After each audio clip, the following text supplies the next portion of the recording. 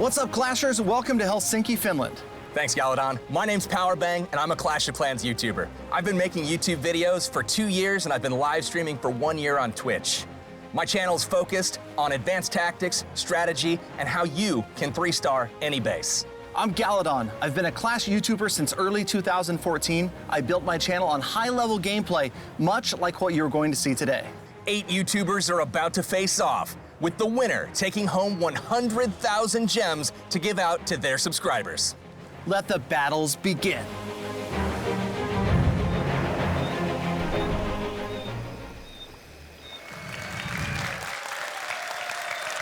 Welcome to Helsinki, Finland. I am Galadon, here with Powerbang, and we are about to bring you the Clash of Clans YouTuber Builder Base Tournament. That's right, we've got 8 YouTubers from all over the world representing many different languages and their communities here in the house. They're gonna do battle in a YouTuber tournament today. And the grand prize, the winning YouTuber takes home 100,000 gems to give to their community. Absolutely. So a lot of excitement here in the house today. You guys have had a couple of days to play this update. Some great new additions to Clash of Clans. We've got a brand new night village, the night mode that people have been requesting Was forever. it massive? It seems to be here. It was massive. Awesome. It was. What is your favorite part about the update? Oh my gosh. You know, I think that the fact that we're seeing so many different, I mean, none of the troops are exactly the same. You know, the Barbarians are raged, the Giants are boxers, the archers are sneaky. It's so cool. I mean, it's completely different. It's incredible. So we have some teams in the house. We'd love to introduce you to the players that have journeyed a long way across the world to be here today. Absolutely. Let's start out on the right-hand side. First, we've got from Brazil, Bruno. Bem-vindo.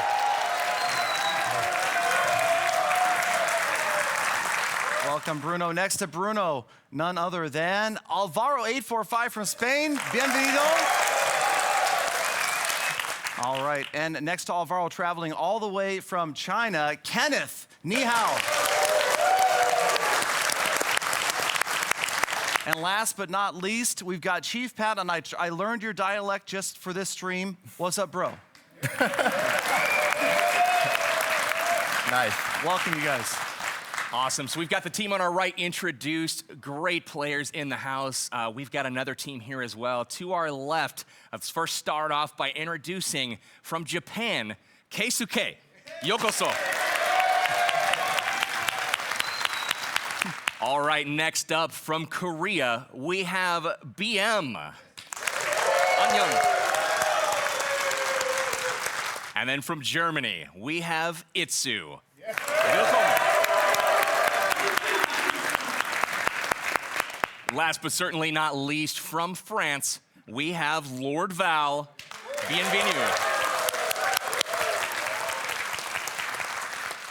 Fantastic. It's so cool to see all these different communities represented, 8 countries, 8 languages, these guys coming together and playing, but we had a little bit of tension earlier today. It wasn't quite all smiles because we had to do the draw. That's right. We got together on one of the couches here, a little bit of anticipation about who was going to match up with who. There's a few players here that have been absolutely excelling over the course of the week, and they might be some feared matchups. So we're going to go ahead, take a look right now at how the draw went down, and we'll find out today who will be matching up with who. All right, it's time to do this. It's time for the draw to see the matchups, how it's going to go down, who's going to face whom. That's right. And you've got the bucket. I've got a huge bucket here. It's got 8 names in it from all of the YouTubers. I'm not sure if there's any dreaded matchups, but we're going to dig into this and figure out who is going to be the first contestant for quarterfinal number 1. Galadon, will you do the honors? I will. I will not look. I will reach into the giant bucket. Ow, what was that? All right, first person drawn is... No, this is cheating. It's Chief Pat. Wow. Rigged. Wow. Rigged. No one would believe that, but... Hashtag rigged. All right, That's well, for real. That's for real. Chief Pat's going to be the number 1 contender. He's going to be the first contestant, rather. You want to see who he's going to draw? Figure out who he's going to face? Yeah, we'll figure out his Go opponent. for All it. right, let me get deep up. What you got in there? I don't want Patrick seeing any of this. We'll get somebody. All right. Lord Val. So, Lord Val, right. Chief Pat standing next to each other. These guys are going to go head-to-head That's our for first round number quarterfinal one. matchup. So, all right. Cool. All right. Let's go. Another? You guys ready? Yeah, round number We'll two. go from this side this time. Quarterfinal number 2, Galadon. Going deep. I've got Keisuke. Keisuke. Keisuke. Okay. Sorry, Keisuke. All Very right. nice. Okay. Now, who Okay, is he okay. going up against? That is the question. Hold on, I don't want to look. This is going to be a surprise. Hey, we got Bruno. Play hard. Bruno. Yes. Little friendly Okay. rivalry going on All there. right, So, Keisuke and Bruno. all right, quarterfinal. Third quarter quarterfinal. final. It's a hard bucket. This is a It sturdy is. bucket.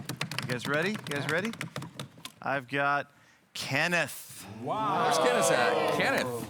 We got China represented now. All right. Wow, that bucket sounds full.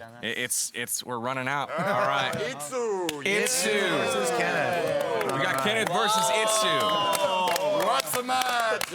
All right. So we've got only 2 contestants left, but let's draw it for a Who could- dramatic who could they be? effect. Who could could they they be? BM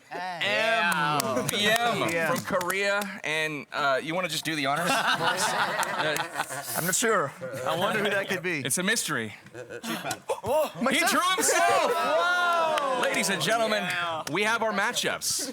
We have our matchups. All right, so that is going to do it for the brackets. Let's get back to the studio and see exactly how this is going to shake out and who will win the 100,000 gems for their subscribers. Good luck, you guys. That's almost out.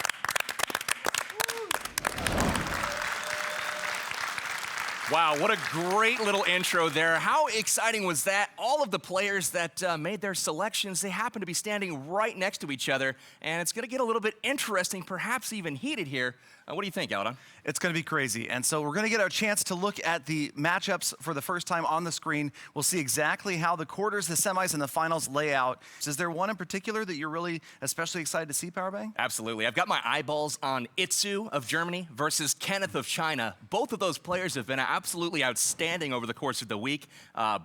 Both absolutely to be feared, and it's a shame that they have to match up in the very, very first round. You know, it's funny because I would have picked that earlier. Maybe that's what I would have said. But right now, Bruno versus Keisuke. That one, Bruno, like a 3-star specialist earlier, and he was just tearing bases up. Keisuke, he's such a personality.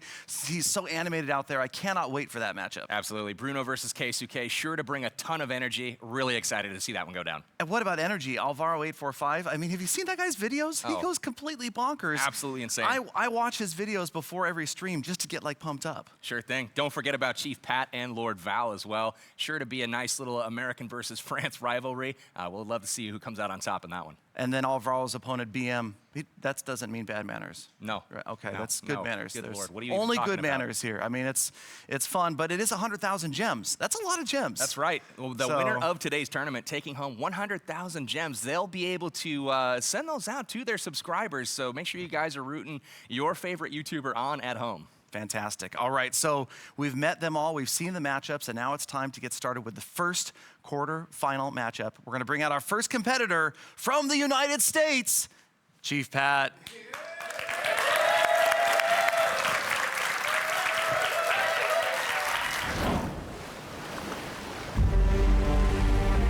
My name's Chief Pat. I run the YouTube channel Play Clash of Clans, and I am from Washington, D.C.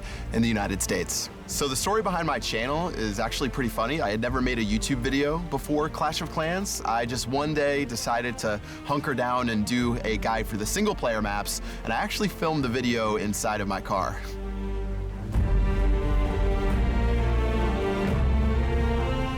I started playing Clash right when it came out in 2012, and I was supposed to be studying for an exam, and instead, I found it inside of the App Store, and I immediately downloaded it and texted all my friends to download it, and it blew up into what it is today. To all of my subscribers and viewers, I'm hoping I can represent you guys well during this tournament. There's gonna be 7 other pretty tough YouTubers, but I have a good feeling that I'm gonna be able to take them out and bring home this win. Let's do it!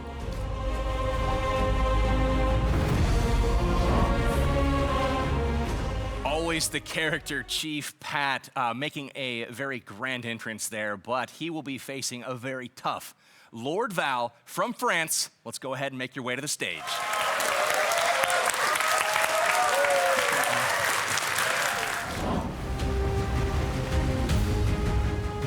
Mon nom est Lord Val, comme celui de ma chaîne, et je viens de Nice, dans le sud de la France. J'ai commencé à créer des vidéos sur ma chaîne en septembre 2016 pour partager mon expérience et ma passion pour ce jeu avec des passionnés comme vous. Ma première réaction quand j'ai vu la mise à jour, ça a été waouh! J'étais en rendez-vous avec un client, j'ai mis fin au rendez-vous pour rentrer chez moi pour jouer. C'est incroyable. Gardez votre passion intacte. Clash of Clans a un aspect social incroyable qui permet de créer des liens au-delà même du jeu. Et surtout, pensez à vous amuser comme des fous. Et à ciao, bonsoir. There you go, both of our competitors up on the stage, ready to go and do battle. But before we get started, let's take a look at these rules, a little bit different than what we're used to in Clash of Clans. Absolutely. So in this scenario, this tournament, each round there's going to be a best of 3 tournament, and the first to 2 victories will move on to the next round. Exactly, and both of these players will have the opportunity to change up their defensive bases, but they also must change up their attacking armies, Powerbang. That's right. Each time there is a new round, at least one slot on the army camps must be changed to a different troop. That way we don't see the same troops over and over and over, and we have a very exciting war. And a couple of my favorite things about this, the fact that you can change troops on the fly, and the fact that you've got 60 seconds to scout, and that doesn't, it's not a worry, you can use all of that if you need to. All baby dragons. Ready. It is all baby dragons. He's coming at it hard. He's putting his faith in those baby drags and their rage ability, just like you see in the normal map. What I like about this base is Chief Pat has managed to get the ship into it. At the top. Yeah, I think that was on purpose for sure. So those air bombs, just like Powerbang said, absolutely destroying what looks like an air defense is now a firecracker, and it really kind of lives up to its name. It's not anywhere near as powerful as you would expect. Yeah, it's a little underwhelming, the missiles that come out of there, and it's funny because we're so conditioned to seeing the air defenses of the traditional base really do a ton of damage, and in this particular scenario, we've got the air bombs in the other base. Look at them, all the damage they're doing to Last that Dragon is out of there, and we're just left only with the battle machine, and he's got a long ways to go. Look at the score, though. Once it's a again, 71% two-star. What is happening? Come on, get through that next structure. I want to see at least a little more. Yes, he got there. Yes, all the way to 75, ladies and gentlemen. So Lord Val improving on his attack, 4 additional percent, so a 75% two-star, setting the bar just a little bit higher for Pat to try to match. That's right. He's ratcheting up the performance just a little bit. Chief Pat will have an opportunity to answer to try to get a point on the board. He needs to beat 75% and, of course, obtain the 2 stars. So he's going to go in just a moment here, look at the base, take full advantage of that new minute timer, and then he'll be able to change out some troops to go ahead and vary up his army. Exactly. You can see it looks like he's about ready to go. Lord Val maybe changed up his base. These guys, remember, have the ability to store 3 different bases, just like in Clash of Clans. You have those bases stored. They can switch them if they want between attacks. Absolutely. We'll see some of that today. We'll point it out while we're doing some of the attacks. The cannon carts are absolutely incredible. But so far, Pat's got the same army as before. He's changing it out right now. What? Rage Barbarians. Unheard of. What? 56 barbs. I think he's just messing with us right now. I think he's come. trolling. Yeah, they can be strong, those Rage Barbarians. They don't need a rage spell, and that's one of the interesting parts about the builder base. There are no spells. They're built in.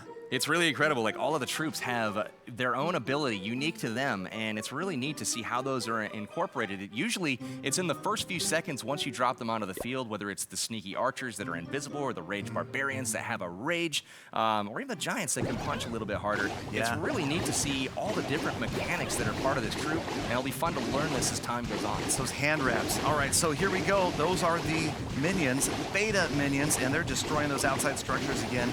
Love that they've got that additional range right at the beginning. And Pat, again, being very patient, just working his way in slowly.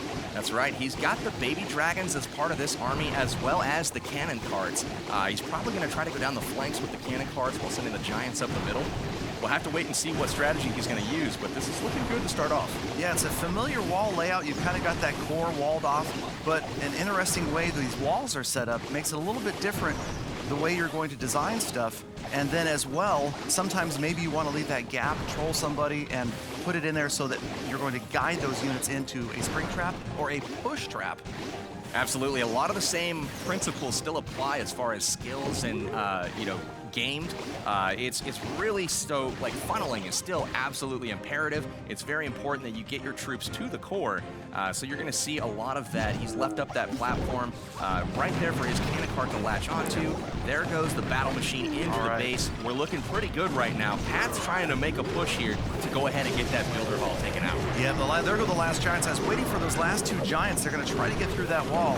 And without any bombers, the wall's a little bit harder to get through. That baby Pair of dragon boxer got giants working. Uh-oh, there's the first star, 50%. Here come the cannon carts, but they've moved ahead of the giants. The giants working on trying to get to the next defense because their AI is similar to Clash of Clans and the home base. Look at the Oh no, that just doesn't seem right to me. If he can get off another ability, he should be good. Look at this. He's got 68. He's just got to take out this archer tower with the baby drag. 71. The air bombs are down. Here it comes. 75, one more structure. One more building, and he's got it. There it is. Chief Pat. Wow. Chief Pat is going to take round one for Team USA. Fantastic. Very wonderful job there from Pat, and really actually getting pretty close to the 3-star. Yeah, he's trying to set the precedent here for the best attack ever. He's awfully close. And there it is, burning down the cannon cart, trying to get one more structure down. 91%. 91%. Wow. Very close. So that'll conclude round one of this first quarterfinal. Chief Pat currently has the edge. He's winning 1-0 over Lord Val. And Lord Val will have to try to answer to even things up, or else Chief Pat's going to be moving on. Yeah, it was great to see such an unusual army composition early on. You saw both attackers use really similar air armies, and then Pat switches to this and just destroys that base. Absolutely, a complete hybrid army, one troop of each type basically, and he just did a wonderful job executing on that attack. Really got close to a 3-star. It didn't look like he was going to get that close, but as the attack went on, the key buildings continued to fall just like dominoes. Yep, and again, Lord Val, an opportunity to change his base as well. They're kind of communicating that there, just in case one wants to change their base up to a separate saved layout. And here we go. And it is indeed a different layout than we've seen. Exactly. He's got the town hall exposed, or the builder hall, rather. I bet a lot of people are making that exact same mistake, calling it the town hall. We're learning a whole new vernacular. It's exactly. crazy. Builder halls, like, it's crazy. There's all kinds of new defenses, new troops. The whole thing is basically new. So we've got the builder hall up top of the base, outside the walls, giving up that star more or less. And he's going to latch onto it very early on with a beta minion. Yep, beta minions out there on the very edge. And this, again, is going to be one of those things like picking up trash buildings in Clash of Clans. You're trying to pick off those buildings early, get the percentage, and also doing a little bit of funneling, trying to get into the core, obviously protecting the key defenses there, that multi-mortar and the air bombs. That's right. Air bombs are absolutely nasty to those air troops, and he's got 3 camps full of baby dragons getting ready to push into this base, and the beta minions have done their job. They've taken out that town hall, secured the star. He's all the way up to 26%, and now he's just looking to see how he can take out the rest of this base. Exactly. Look at the placement of the baby dragons. That's absolutely perfect. The way each of them is raging just far enough away from the next that they're going to enjoy that rage spell for as long as possible. There we go. Battle Machine is down on the field, not taking a lot of damage so far. He's going to take care of those guard post troops. They are all down at this point, and it's up to the baby dragons now to get it done and push through the rest of this base. The Battle Machine will be helping out. He really hopes to get to that center compartment to take out that air bomb. Exactly, and that's so well protected right now with this layout. A good layout from Lord Val, I have to say, making it super hard for units to get into that core. You've got the double layer of walls at the top right and the bottom left, and then all those compartments everywhere else. Battle Machine trying, but he's the only guy left. That's right, but still not entirely bad. He's got 75%. It certainly seems in this base layout that there's a lot left, but 75% for Chief Pat, that's not a bad mark. Yeah, that was solid. Very solid. That is not a bad mark at all. So star. Chief Pat setting the bar at 75%. Lord Val now has to match it, and if he does not, no pressure, Val. Hey, you will but be, Lord Val has quite the reputation of being a skilled attacker. Absolutely. I know that in his country he's known as one of the best war attackers. So I'm sure he's planning on taking those skills and using them here. But like you said, again, these guys haven't had a lot of time. And suddenly now we're looking at maxed out Builder Hall 5s. So Lord Val getting ready right now to try to get that 75+% two-star. Exactly. To hopefully tie things up and send it to a round 3. All right, so another different looking base, and Pat this time just going for maybe another also geographic change down at the very bottom of the map. And you can see again, kind of developing a trend here of keeping that Builder Hall on the outside, trying to prevent that 3-star. And we have seen most of these attacks have been high percentage in the 70s and 80s, 2 stars. You know, I don't know whether the right, base build philosophy is putting the Town Hall outside the base yet. It's really too soon to tell, but from what I've noticed, it's a lot easier to protect those really high-value defenses from, being destroyed by putting that Town Hall on the outside, simply because the walls are, like, so precious. They're all kind of connected together. Exactly. And there's much fewer ways to kind of configure your base to defend effectively against the 3-star. Yep, now see here, you've got those cannon carts trying to avoid the multi-mortar. That is a key right there, as the multi-mortar balls rain down on the defending units. The cannon carts trying to avoid those mortars, and it looks like we're on our way towards the center of the base. Galadon with the mortar balls once again. We've got the cannon carts going down behind the battle machine. Battle machine taking out the air bombs as well as trying to go for the firecrackers. Doesn't quite get it down, and this is kind of wrapping up to an early end. This is opening the door for Chief Pat. 42%. Wow. Oh, that's it. Chief Pat has advanced to the semifinals with a victory over Lord Val, 2-0. So congratulations to Chief Pat. He will be our first semifinalist. That's right. Great job to Chief Pat getting the victory there. Really liked in that matchup there. Chief Pat had a very similar base, but he put it geographically different. First, it was in the left corner. Then it was in the top corner. It's with a wall psychological outside. warfare. You know, I don't know how different they actually were, but it kind of played some tricks on Lord Val and maybe stumped him a little bit. I think so. I think that could have been a part of it. But maybe we should ask Pat ourselves. Was that psychological warfare? Was your intention to move the base around and throw your opponent off that way? You know, I've never been the most skilled base designer, so I just decided to move things around a little bit. I do have to say that first attack was extremely lucky, getting 94% with the battle machine walking around outside. But yeah, the mental warfare with the base movements. I think, the farther away it got from the boat, the more dangerous it got on defense. So. Good point, good point. And the battle machine wandering did kind of remind me of maybe a lost archer queen. All skill. So. All skill. We all know how that Archer Queen tends to wander. Battle Machine doing more of the same for Chief Pat, but to his, effect very well. How was the battle for you? Did things go as planned? Did you run into some problems against Chief Pat? Too much pressure, but I would to try something on the second fight. Well, we appreciate it. I'm sure the fans back home we're proud of your efforts. Very nice try in the first round, but we do have Chief Pat moving on. So let's go ahead and bring up the tournament bracket and kind of check things out, and we'll see who we have next up in this tournament. Yep, so Chief Pat advances the top left of your screen, but next up from the top right of your screen, we've got from China, Kenneth.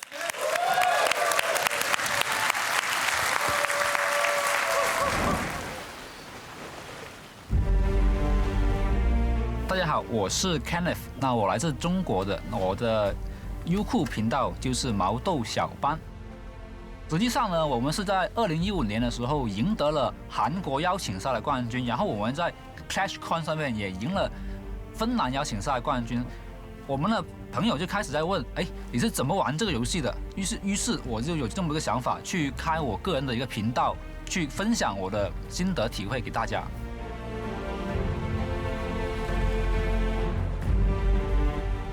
当我第一次看到这款游戏的时候，我的反应是，哇，这完全跟我们过去的不一样。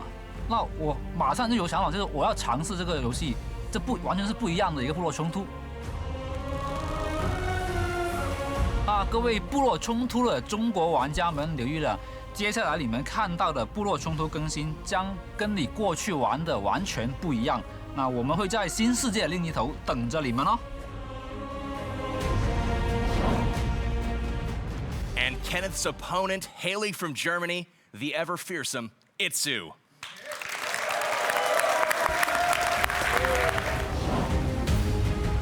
Ich bin Itsu, Ich bin ein Rathaus 11 Spieler. Ich hoste den YouTube-Kanal Dark Looters und ich bin von Deutschland.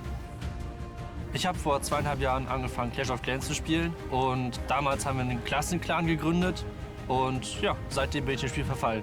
Meinen ersten kleinen Kanal habe ich damals begonnen, um meinem Clan zu helfen und als ich dann den Dark Looters vor circa 1,5 Jahren beigetreten bin, habe ich diesen übernommen und ja, seitdem bin ich immer noch hier.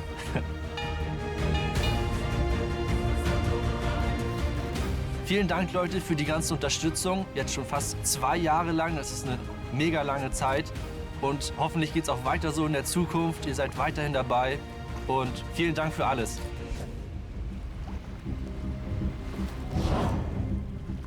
Oh, this is the matchup that I've been waiting to see for this from too. the very beginning. We've got Germany versus China. Itsu versus Kenneth. It's the Battle of Titans in the opening quarterfinal round. Absolutely. These two guys drawing each other's names was exciting. Cannot wait to see both of them in action. I'm personally excited for Itsu's bases. He did tell me that he had 3 great ones saved and a bunch more in his pocket, ready to go should he need to switch them up in later rounds. Absolutely. Let's talk about Itsu's base right now. Look There at it that is. giant open compartment. Wow. And the way he's placed his defenses, defending that builder hall, really, really good. He's definitely trying to prevent the 2-star here by keeping that builder hall in the center. Let's see if he can be successful with that. This is the first time all week that I've seen anything like this. This huge enclosure in the center, reminiscent of some Clash of Clans home bases, but nobody's built one like this yet, and that's exactly the innovation that I was expecting from Itsu. That's right. I'm really excited to see how this turns out. Kenneth studies the field. He's got his minute ticking down quickly, still changing troops. 10 seconds to Last go second. in prep day. No pressure, Kenneth. Get going, my man. Looks like he's going to ground. He was ready for air. He switched to ground. You can see that Itsu isn't giving up the so-called trash buildings on the outside. He's walled them in, so it does require maybe a different strategy, and Kenneth coming from the ground. There you go, Giants on the corners. Battle machine in the middle.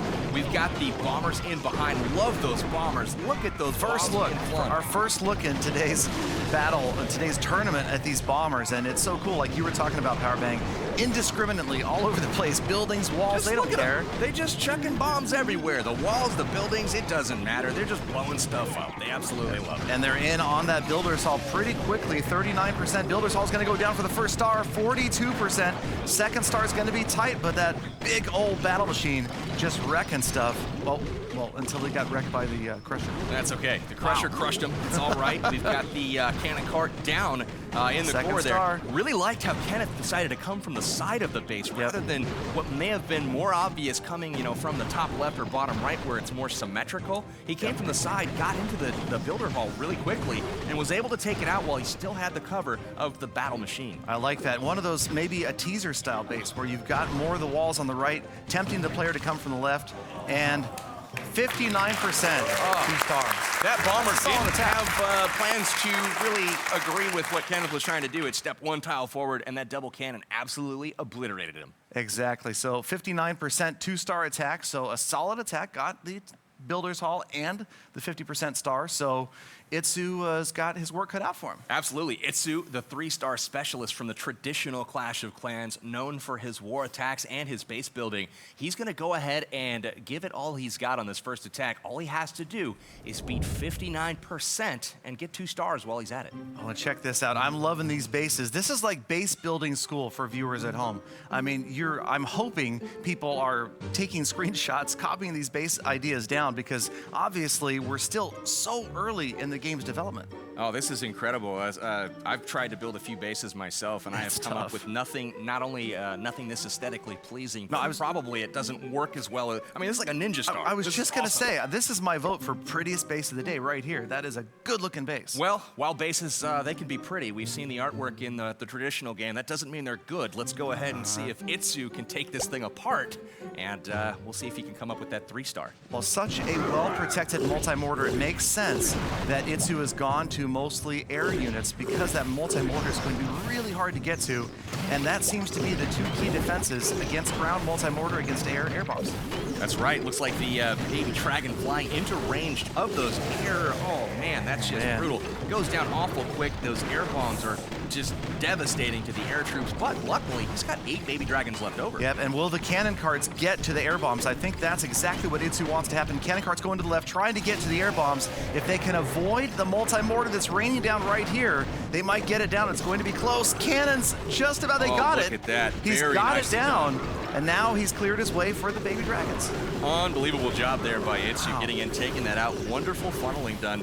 Walking down the wall with the battle machine getting in, taking out that key defense. And now it's all about getting those baby dragons to the center of the base. One thing to point out, these firecrackers in the center of the base, they look menacing, but they're holding back those missiles. For some reason, they're shooting the bottle rockets that they've got stored in there. I like what you said, Powerbang. You said they are not shooting M80s. These are like those little bottle rockets. That's right. Look at Yeah. that. They're just not. I mean, the Archer towers do a lot more damage than It seems the like it. firecrackers, and it's really kind of funny. But still, even though they don't do as much damage, it doesn't mean that it's going to be a 3-star. As you can see, Itsu's attack. But you know what's winding happening? You know what's happening though? Itsu's going to grab a higher percentage. He's already clinched the win right here.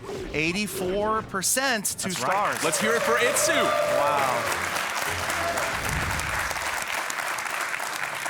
All right, so that's going to conclude round 1 of this second quarter final. Itsu taking a 1-0 lead over Kenneth of China. And now it's time for round 2, where Kenneth will try to even the score. Yep, you've got some frantic base changing happening over there right now. Itsu and Kenneth both trying to take a closer look at maybe what happened on their attacks and their defenses, switching up the base. They maybe don't have time to redesign a base, but at least they've got 3 stored. I have a feeling that these two contestants have both done their homework. Now, Itsu did get one over on Kenneth there. That doesn't mean it was a bad base. It's just really cool to see 2 contestants of this caliber going head-to-head.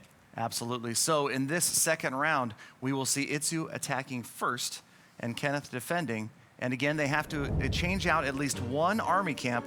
And here we go with Kenneth's base. He's followed the chief path strategy. I like this. In the corner we go. Look at the natural funneling from the bottom. The walls open all the way to the core. And I'm not quite sure what Kenneth is intending with this, but I bet as we watch the attack, we can probably see exactly how these troops will behave. I'm guessing that he's had some practice over the last day or so. I cannot wait to see the first push trap to spring trap action. That's what I'm most excited for as well. That's super funny. The push traps, there it is on the bottom. They do not throw the battle machine as it is too heavy. It's like the P.E.K.K.A. from the main base. Exactly. It's just too heavy. It's not going to get flung by And the this, push trap. we're looking at basically, I don't know if you call it spam, but it's mass baby dragons. They're all over the place. Rage, good dropping of them to keep the rage going. And this attack is quick. It's a very quick Holy hitting cow. attack. He's still got 2 minutes and 30 seconds left in the attack, and he's still deploying troops. This is looking like a 3-star, ladies and gentlemen. Absolutely. He's going to get the air bombs down in the middle. There's no stopping those Look dragons. at him. He's wrapping it up right now. And Knocking out the last 3 building. stars. There it is with swag.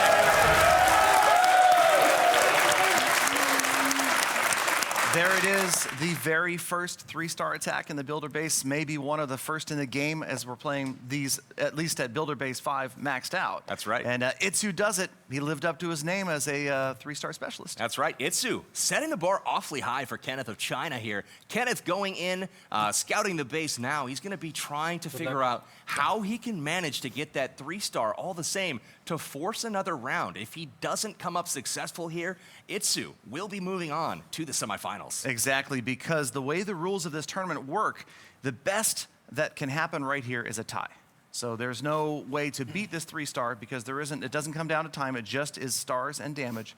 So at best, we're looking at a draw for this round, forcing an additional round. That's right. So we'll take it to the battlefield right now. The initial army cook, we've got the Rage Barbarians, Giants, I guess the Boxer Giants, the Bombers, and the Cannon Carts, along with the battle machine here. We will see if this stays and if he changes any troops out, but he's got 30 more seconds to decide what to do. Let me tell you, something about those bombers, it is so rewarding to watch the way they annihilate large sections of the base at once. When they go through that many pieces of walls, I don't know, it's just something, I just love the bomber animation, I love the bomber function. I wish my wall breakers back at home did that. Absolutely. The Bombers, when they're chucking those bombs around, I've Jeez. seen them take out 3 buildings at once. It's pretty crazy. incredible what they can do, and there's nothing like seeing a whole entire section of walls completely smashed to the ground. As we wind down the clock here, getting into the attack, Kenneth getting ready to put his first troop on the field. And it's going to be the battle machine first, followed by that pair of the cannon carts. Look at that, the multi-mortar raining down. These cannon carts awfully close to the battle machine. This is trouble. They're getting hit early by the multi-mortar and absolutely getting crushed. Yep, getting ready for that next ability. Will it come around? He's going to get out of range. Look at him escape the damage. No, he didn't escape the damage from the cannons, though. And we lost the battle machine. It's going to be up to the dragons to try to get the job done. Not a whole lot of value there from the kill squad, if you will. Those are the initial troops going into the base, trying to accomplish some sort of objective, take out a key defense, handle the guard post troops, and he's really relying now on the main portion of his army, which are the baby dragons in this scenario, to try to overcome the Tesla, the archer towers, the air bombs, all the firecrackers. It's going to be tough. And all of those were standing after that first mini ground phase concluded. The dragons coming in, having to face the air bombs, the Tesla, like Powerbang said, and the archer towers. I love this effect. You can see the lever right there. They're ratcheted down. They're going to fire at a shorter distance, but faster. That's right, faster, and that means more damage. So there it is, Kenneth wrapping up. He's not going to be able to get to 3-star in this scenario, so that's going to put Itsu over the top, representing Germany, and Itsu will be moving on to the semifinals. Let's give it up for Itsu.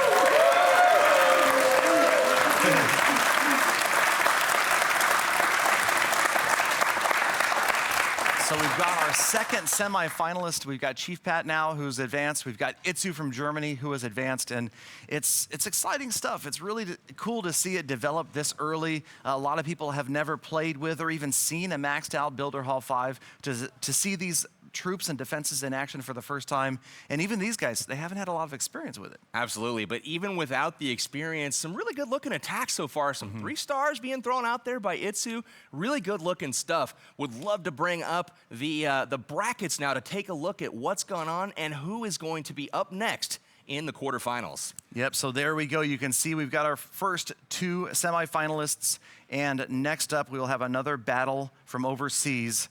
We will go ahead and bring in, from Spain, our favorite Spaniard, Alvaro 845.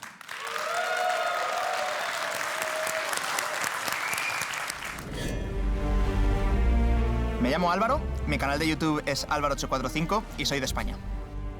Como la mayoría de jugadores de Clash of Clans, yo me uní a un clan y dentro del clan hablaba con mis compañeros de cómo mejorar mis ataques, de cómo atacaban ellos y decidí buscar en YouTube para mejorar mi propio juego.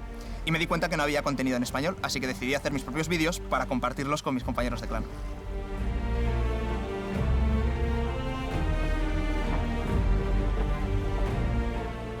Mi primera reacción cuando vi la actualización, esto no puede ser cierto, es una cosa completamente distinta, es como otro juego dentro del juego y de verdad, tenéis que probarlo. Si pudiera deciros algo a todos y cada uno de vosotros, sería gracias. Gracias por apoyar mi canal, gracias por ver mis vídeos, gracias por ser la persona que está detrás de la pantalla. Hemos recorrido un gran camino juntos, pero todavía nos queda mucho más por recorrer.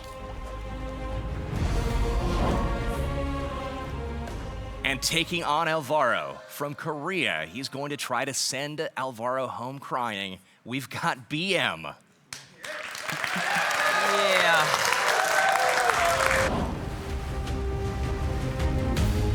안녕하세요. 저의 이름은 한성일입니다. 저의 유튜브 채널 이름은 BMTV이고요. 저는 한국 광주에서 왔습니다. 제 채널 초창기에는 9홀들이나 10홀들이 이제 완판 영상들을 보여드렸었고 그 이후에는 제가 더 해설을 덧붙여가지고 시청자분들이 이해하기 쉽게 만들었고 또 이제 예능 배치라든지 이런 것들을 만들어가지고 시청자를 즐겁게 하고 있습니다. 제가 이번 업데이트를 봤을 때 딱 3번을 놀랬습니다. 첫 번째는 아이콘이 바뀌었을 때, 두 번째는 마을에 배가 있었을 때, 그리고 세 번째는 바로 또 다른 마을로 갔을 때 정말 우와 이게 뭐야 할 정도로 완전 깜짝 놀랐는데요. 이 재밌는 게임 저와 함께 계속했으면 좋겠습니다. 수능 오픈 구독자 여러분들, 저 BM 더 많이 사랑해 주셨으면 감사하겠습니다.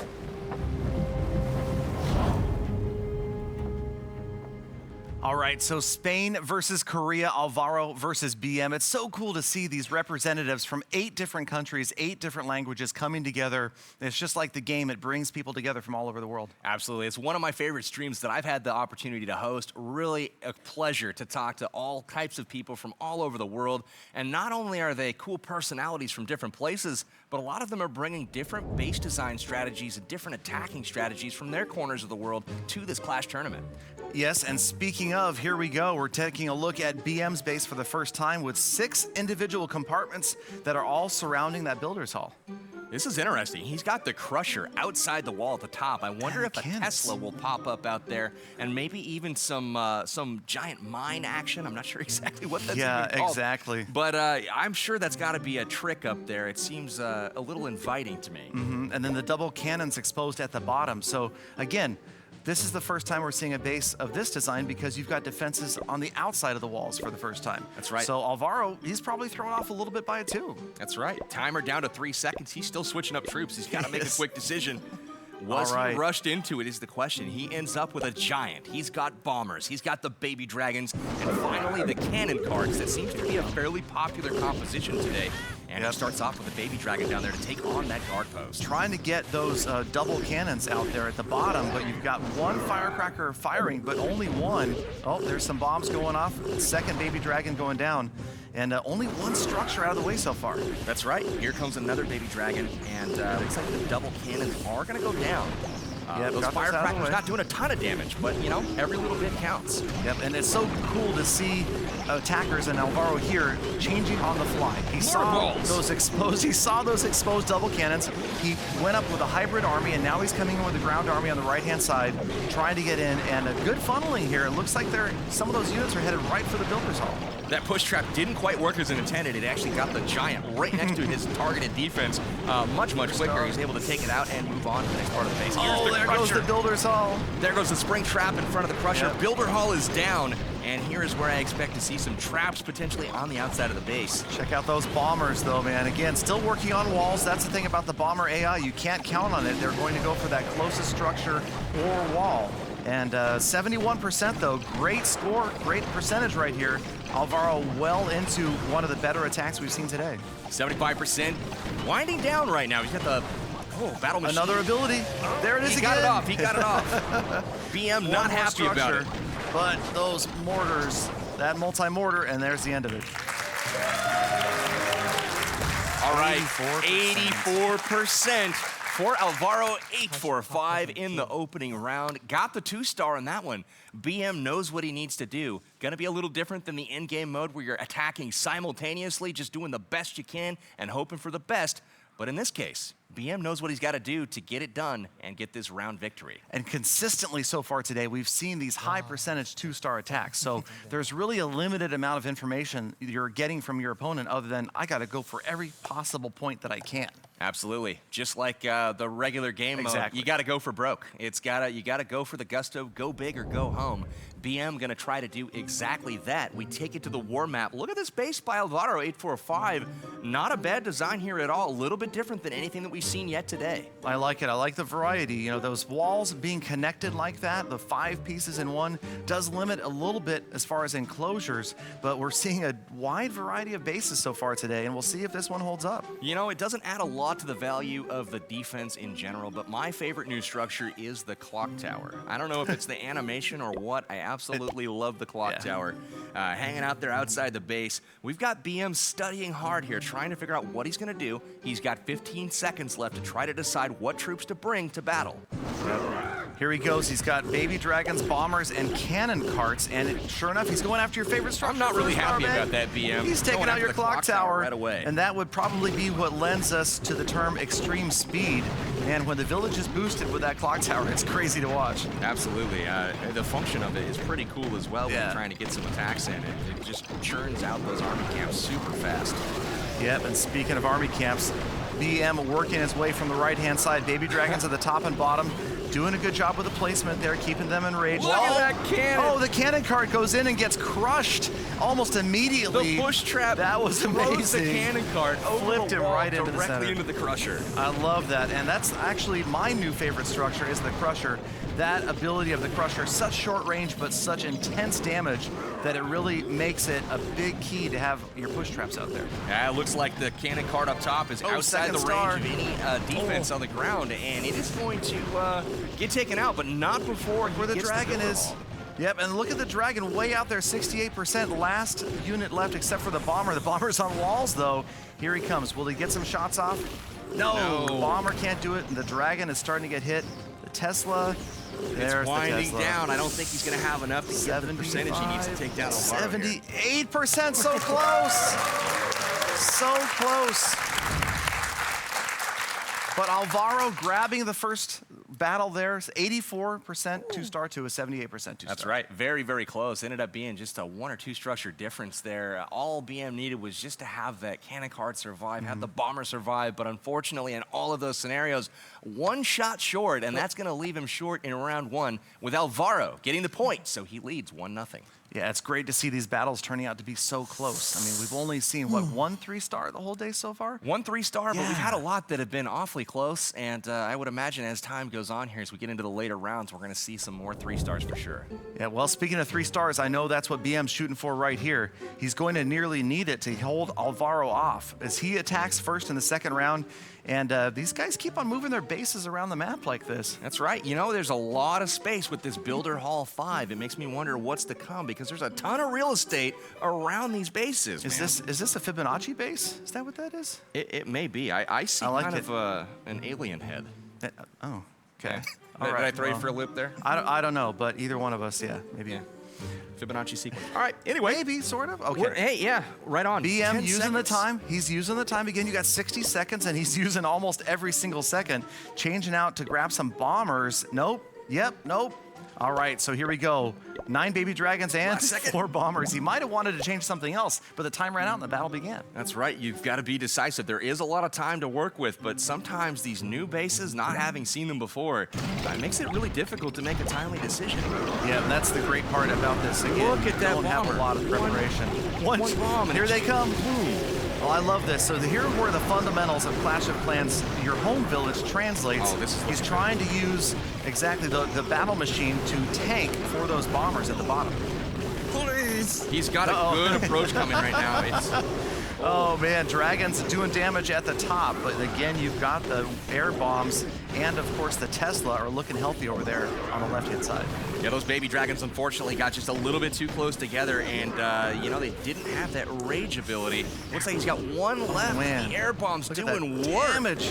Oh man. Oh no, not quite able to get the Builder Hall. There's a good effort there for sure. Ends up with a 71%, not able to get the Builder Hall. No, so just 1 even star. a 50% will get the job done in this next attack if he gets the 2-star. Exactly. So that's where things are a little bit different than what we see when you're playing at home, is that Alvaro saw what his opponent did and knows 50% 2-star and he wins. At home, you have no idea, other than when your attack's over, you go back and you can see, 50% destroyed, Builder's Hall destroyed, 75%. And there's definitely some anticipation there. I'm wondering, is my opponent going to 3-star? Am I going to lose? Where is it going to be? It's that anticipation just like is a lot of tension for me. I'm trying to calm down, but it really works me up sometimes. It does. I don't know why. It just does, okay? You'll be okay. Okay. You'll be okay. Just take the pill, do something. We're gonna get through this, Galadon. Okay, here we go. The true pressure is on Alvaro. I don't know if you knew that, but he's the guy that's got to perform right now. He's got to get that 2-star in the bag here. And luckily, BM has chosen a base that does not give up the town hall. It's in the center of the base.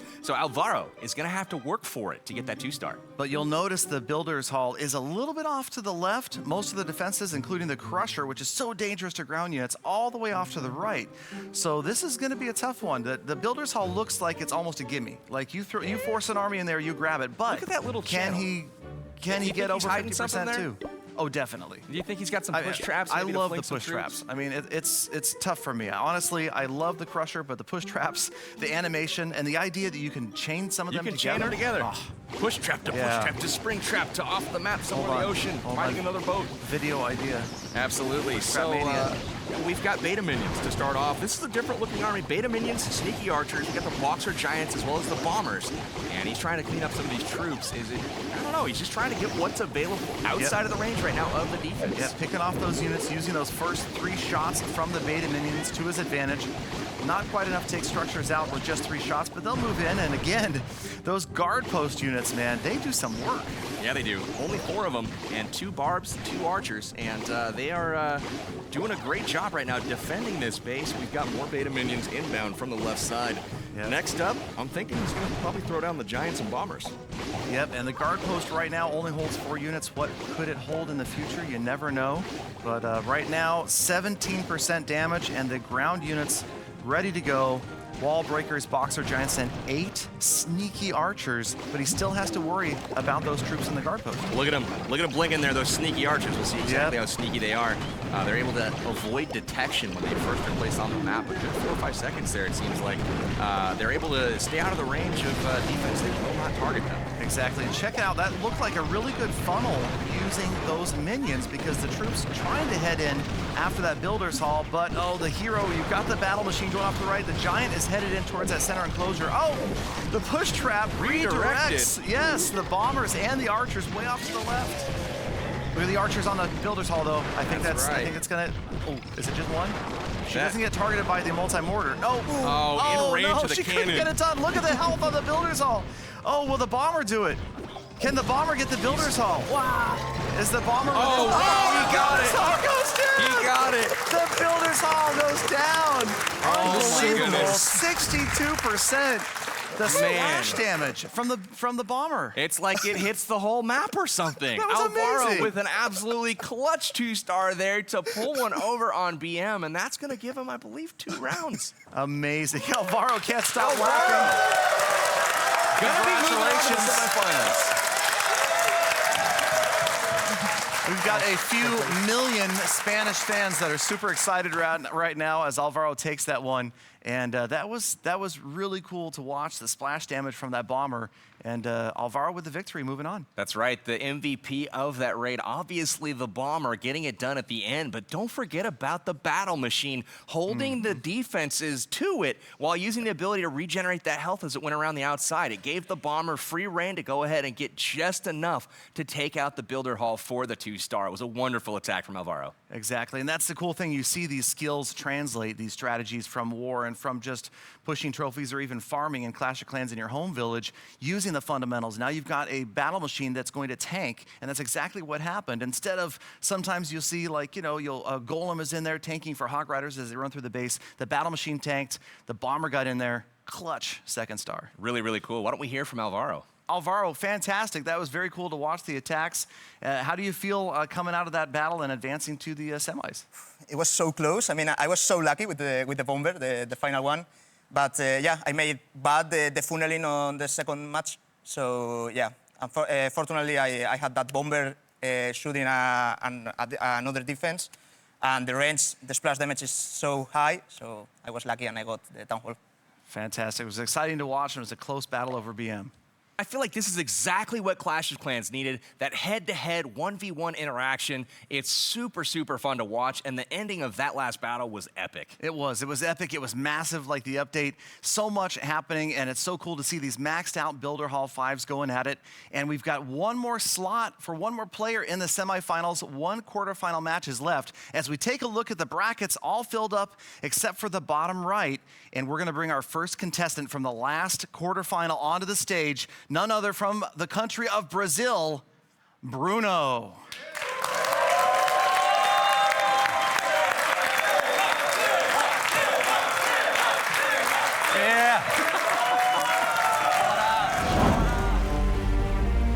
O meu nome no jogo é o meu próprio nome, que é Bruno. Eu sou um centro de Vila 11 maximizado. E o nome do meu clã é o mesmo nome do meu canal, que é Clã Play Hard.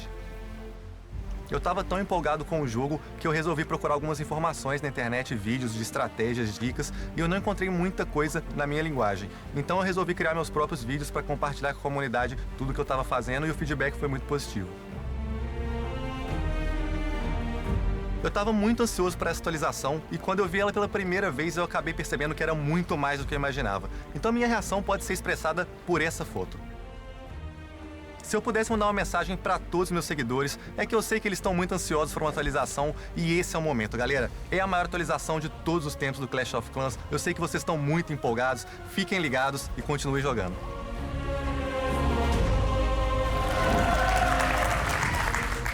Wow, some ridiculously passionate fans there in-house rooting Bruno on, but we have another contestant to hopefully give him the challenge of his life in the last quarterfinal matchup. From the land of the rising sun, Japan, we have Keisuke.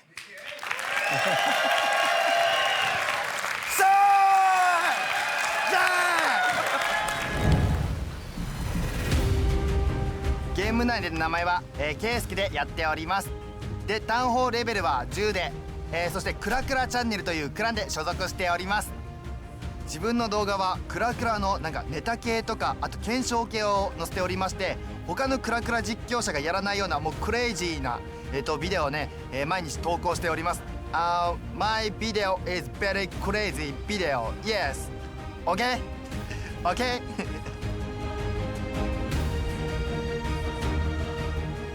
初めて見た時なんだこのアップデートはって思うぐらいファーストインパクトもうビッグインパクトもう衝撃が走りました。はいというわけで、私ケイスケですね、なんとスパセル本社に招待されましてただいまフィンランドに来ております。なのでね、皆様チャンネル登録者のために精一杯頑張りますんで皆様応援のほどよろしくお願いいたします。As if any walk onto the stage could have beaten Bruno's, Keisuke just energizing this audience. And man, that energy, I cannot wait to see this battle. It's almost like he's done that before. Word on the street is he's a stand-up comedian back home in Japan. Very, very entertaining stuff indeed. He's going to try to bring some unique attacks to battle here in this last quarterfinal matchup. Exactly, that last spot being vied for right now. And this is the matchup I've been looking forward to. Both of these guys super skilled. We saw some attacks from Bruno, at least we saw some attacks from Bruno earlier in the week. Crazy 3 stars. So looking forward to seeing that. Both of these guys really, really want to be in those semifinals, representing their country, move on, and bring home the 100,000 gems to give to you guys, their fans, their subscribers. Come on. Come on.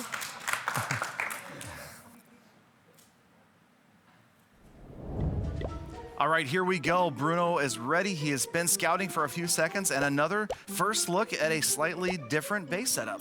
That's right, another great base setup here from Keisuke. Oh wow, Bruno already going in. He's got the sneaky archers in on the corners, going down first, getting some buildings trimmed out with giants up the middle, the battle machine in behind, and look at those bombers going right up the gut. They're gonna try to make their way into the center of the base. I like that. He's trying to use the archers to funnel, but man, that multi-mortar just annihilated every archer at the top of the base and just raining down those mortar shells. And now you've got that battle machine trying to get through the wall. Bomber's gonna help out. Look at Keisuke up there. I'm not even watching the battle. Who even cares? He's up there making fun of Bruno, talking some smack. Oh, he's trying to distract Bruno. This is good stuff, man. He's throwing some jabs up there second for star, second star, and an achievement for Bruno. Getting ready to rack up against the Crusher. That Crusher, doesn't quite take he him got out. the ability up. He's gonna get the Crusher taken out. Very nice work. Moves on to the guard post. How much more will he get? It looks like he's battle machine. It's going to be so valuable to see that regeneration here at level 5, and that's it. That's 71%. it. 71%. That was a respectable attempt from Bruno. I gotta ask him right now, Bruno, did Keisuke get under your skin a little bit there, throwing those jabs? Yeah, a little bit. A little bit. A little bit. Well, you know what to do in return while Keisuke is going on his attack here. That's right. So Bruno with a little payback, as maybe there is some payback on defense up there. These guys pretty close together. Oh, wait. Keisuke still talking trash up there, though. He really wants to put the hurt to Bruno. He's ready for his attack, and we'll have to see how this works out. 71% 2-star is the number to beat for Keisuke. See if he can get in there, and you know that he's thinking 3. He is much more serious. He's concentrating, thinking hard about how he's going to take down Bruno. And look at this base. We've got a nice little crisscross action. Another first-time base design in there. You got those openings on the right-hand side from what I guess you call that 3, 6, and 9 o'clock roughly. And we're seeing the change up from Keisuke. Look at that game face. Look at that concentration right there. I love it. The tension in the room is building. The audience is standing, watching as Keisuke rubs the sideburns, sticks them to his head, and he's getting ready to go in, studying this all the way down to the final few seconds before he deploys his troops. I love the fact they've got 60 seconds to study. I know that that's come in handy for me many times, often really because it's going to be tough to set up a base to defend against ground and air. Here comes Keisuke. He is not intimidated whatsoever, but Bruno looks extremely relaxed up there. Absolutely. Bruno, always the cool customer.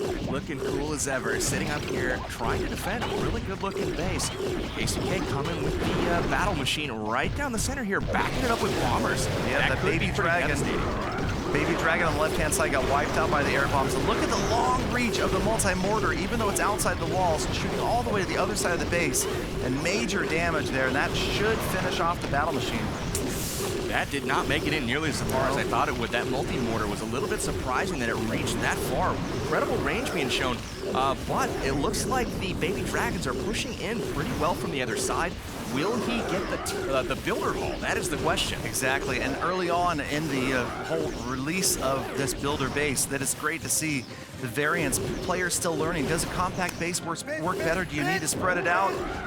Dragon's trying, but those air bombs, no, it's not gonna happen. 71%. 71 again, the number of the day, Powerbang. That's 71 right. over and over and over again. The problem with that attack is that he didn't get the builder haul, though. 71%, just the same as Bruno, but Bruno is gonna take round one. Absolutely. So Bruno with a 1-0 lead, and I've lost track of how many 71% attacks we've seen today. It's for some reason the absolute number that keeps on coming up over and over. But what we're also seeing is skilled attacks. These guys putting these 2 stars usually up in the 70s, 80% range. And it's not going to be easy to put together a 3-star, obviously. These guys, even early on, putting together some good base designs. Absolutely. I don't know about you guys, but I'm super hyped already, and we are still in the quarterfinals here. Haven't even gotten later into the tournament. Bruno is studying the scene, trying to get his defense set. Keisuke, I believe, is attacking first this round. Yep. And he is going to be going in probably with something very unique. He's sitting there making all kinds of motions and gestures, really thinking hard about what he's going to bring to this attack. He's focused, so he's going to try to come back and see if he can't tie things up here. Bruno with the first one, and he's kind of surprised at what he's seeing. Look at this layout, man. That is one big enclosure, Powerbang. You know, I don't know what Bruno's doing here. It could be a trick. It could be straightforward. We'll have to wait and see. It's a trap. Yeah, it's a trap. We've got the troops being worked on right now by Keisuke. He's got some boxer giants in the lineup. Couples can't full now. He's still got the bombers as well and the baby dragons. Baby dragons have been a favorite so far. But let's see where he hits this base from. Do you have any predictions on where that might be? Well, you know, you have to take a look at your army composition and the layout of specifically, I think, what we were seeing so far. The multi-mortar, the air bombs, and the crusher. Those seem to be the 3 critical defenses in these bases. And I think that that's what a lot of players are basing where they come in after a base. In this case, all 3 of those defenses are there on the right-hand side of the builder's hall. Absolutely. It reminds me of like the traditional base. You're always looking out for those Eagle artilleries and the Infernos, the air defenses. And like once you know like that, like where the Archer Queen is, you got a pretty good idea of how you're going to attack the base. Same thing goes here. You're looking for those key objectives on defense, such as the multi-mortar and air bombs. And that crusher, they all seem to be in that same vicinity of the base. Yep. That's probably where he wants to target and get taken care of immediately. And then like we're seeing in the original, you're seeing the funneling happen right here, that same fundamental. So it's cool to see those skills, those strategies translate. Used the baby dragons to funnel those outside structures, get them down, get the units into the middle. And it looks like the builder's hall is going to go down pretty quickly. 39, 40% damage right here, working his way up there. He's got to get to 72% to call the victory here, though. Crusher is going to go down. And this is actually looking pretty good. Oh, really good. No, key spring trap there, throws his bombers. That is pretty bad. But the last down to an archer tower. The last defense is the archer tower. The dragon just took it out. There's nothing to stop him. This is going to be a 3-star right here, you guys. Let's hear it for Keisuke, wow. bringing home the 3-star.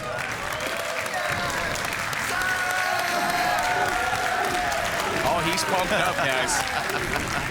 He is pumped up. That is setting the bar awfully high. Bruno's got his work cut out for him here in round 2. He's got to try to even the score and do the best he can with a draw. Yeah, that was great to see a mixed attack like that. 2 camps of boxer giants, 1 of bombers, 1 of the baby dragons. Grabs the 3-star, and exactly what we're talking about, looking at a base and then adjusting your strategy to take it on. Keisuke not anywhere near intimidated from that first round loss. He's put up a 3-star. Bruno, his only hope here is to grab the tie. Absolutely. Really impressive comeback there from Keisuke. Wasn't fazed at all by that opening round loss to Bruno. Bruno still has the point on the board. He has an opportunity to prevent Keisuke from getting a point right here if he can manage a 3-star as well. And having seen Bruno attack before, I know that's in his capability. Exactly. And remember, we talked about the rules earlier, you guys. The attackers have to change up at least one of their camps, so they cannot bring the exact same army 2 times. The defender does have an opportunity to switch to one of their save bases. And more importantly, 100,000 gems is on the line. We're getting down. This will be the last semifinal spot. And who knows, could it be your community that gets the 100,000 gems from your favorite YouTuber?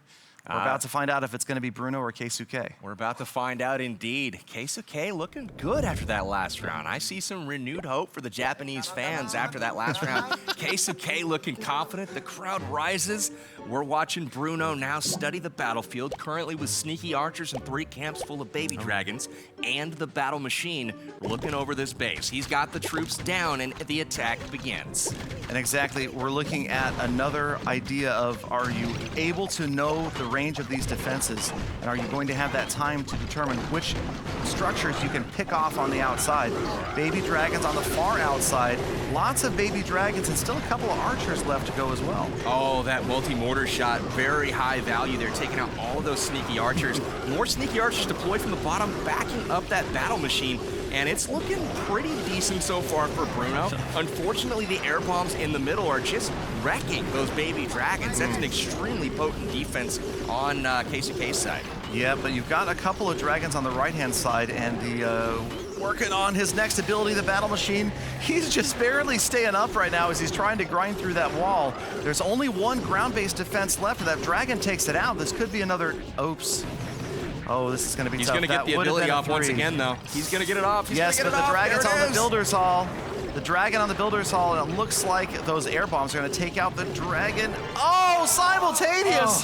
He but got it. Not quite going to be a 3-star. Not going to be enough. Man, if only that baby dragon had gone to the right to get the cannon down.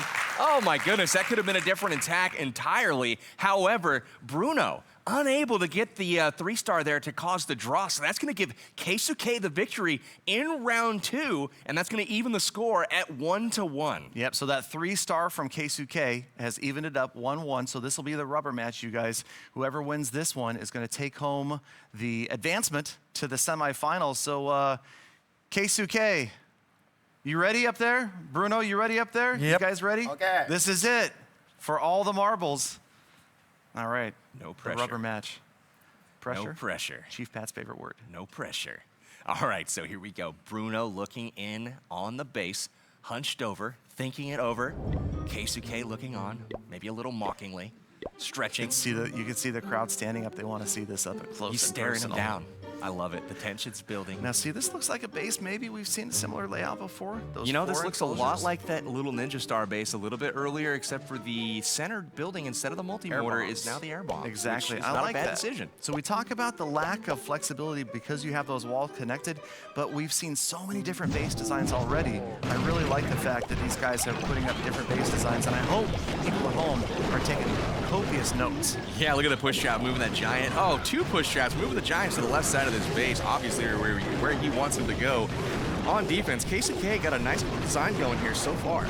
If you think about it, where those push traps forced the Giants was over to within range of the Tesla. You only have 1 Tesla at Builders Hall 5, so ideal use of the push traps right there, forcing them to within range of another ground defense. That's right. He gets the Builder Hall taken out relatively quickly. Smart decision to come from the bottom and the left side of this map, making sure that the Builder Hall was one of the key targets taken out very early.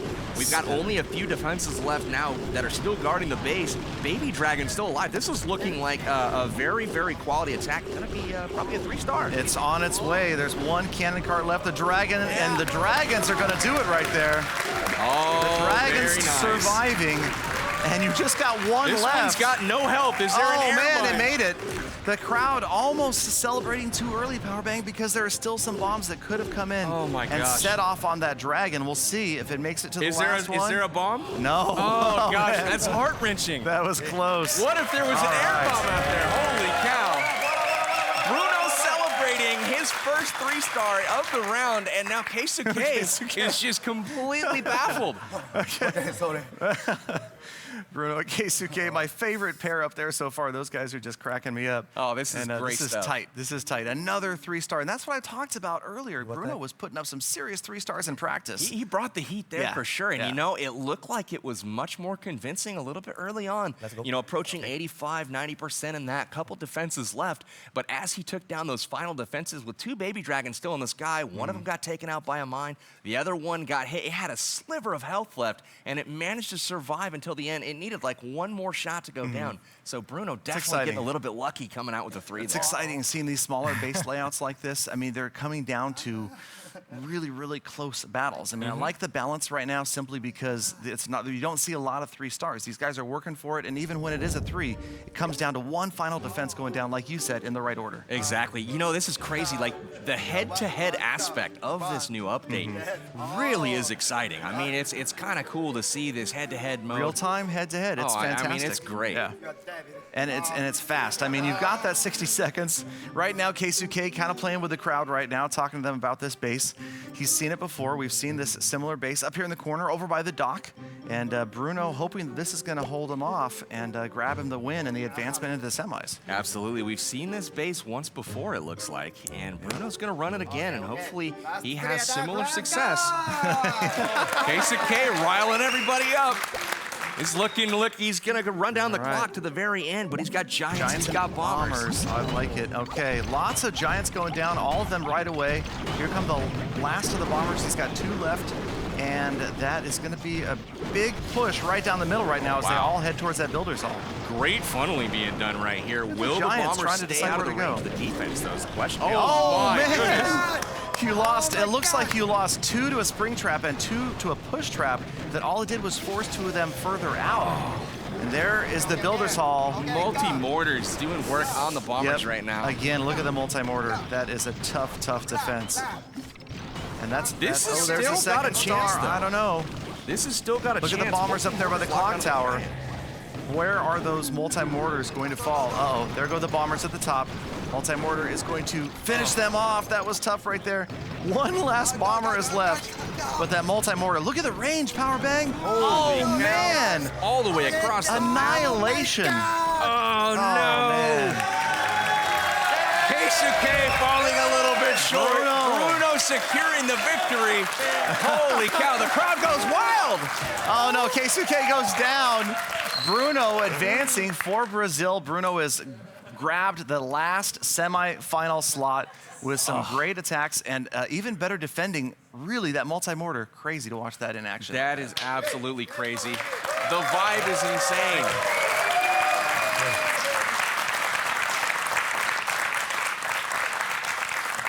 Fantastic battles right there. Bruno for Brazil grabbing the last semifinal spot. And I just tell you, it's still such an education for all of us, I think, because a lot of people, this is the first time they've seen a maxed out Builder Hall 5. And for us, learning the ranges of like that multi-mortar, that thing is shooting all the way across a compact base. It's reminiscent of an Eagle artillery. It can shoot everywhere. But then you've got the Crusher that has the tiniest little range, but it does so much damage. It's insane. You better not get in that range. It'll put some work on you for sure. The vibe in here, guys, is absolutely electric. Can't believe it's only the quarterfinals. Had some amazing stuff go down in the quarterfinal rounds. Let's take a look at the brackets and see exactly who's moving on to the semifinals. We started out with Chief Pat over Lord Val in the very first quarterfinal round, and then Itsu over Kenneth, advancing Germany to the semifinals. That's right, and in the bottom half of those brackets, we had Alvaro 845 coming out with a close victory over BM with that clutch bomber at the very end. Really, really nice stuff for Alvaro. He moves on. He will face Chief Pat in the semifinals, and on the other side,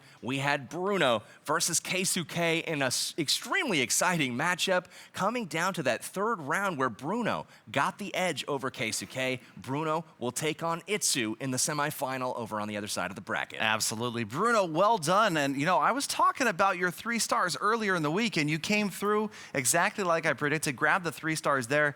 What's going on over there? You got some advanced attacking strategies early on in the development of the builder base. Yeah, actually, the baby dragons are really strong.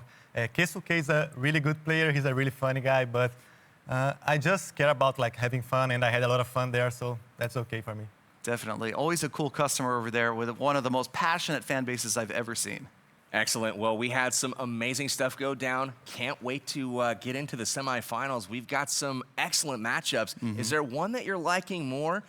We've got Chief Pat and Alvaro and Itsu and Bruno. Who do you think's going to put on the better show in that one? I'm really excited about both of these matches. I mean, Chief Pat and Alvaro, they're two of my best friends in the YouTube community. And then you've got over here Itsu, who is just a legendary 3-star attacker, and he's facing Bruno, who in my mind right now, as far as 3 stars in the builder's base, he's killing it. So I'm super excited about both of these semis. Great matchups on both sides for sure. I hear Chief Pat didn't want to play Alvaro or something of that nature. I heard a rumor about that a little too. bit feared by Pat, so that'll definitely be interesting. All right, here we go. It is time for the first semifinal match. Without any further delay, we are going to bring out, representing the United States of America, Chief Pat.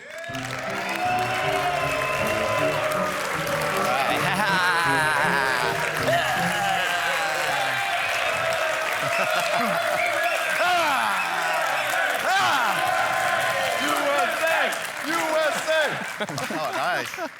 The hype is real. USA chants coming out of the crowd for some reason. Chief Pat getting a grand entrance. Now, we're going to do the same exact thing from Spain. In the semifinalists on the other side, we have Alvaro, 845.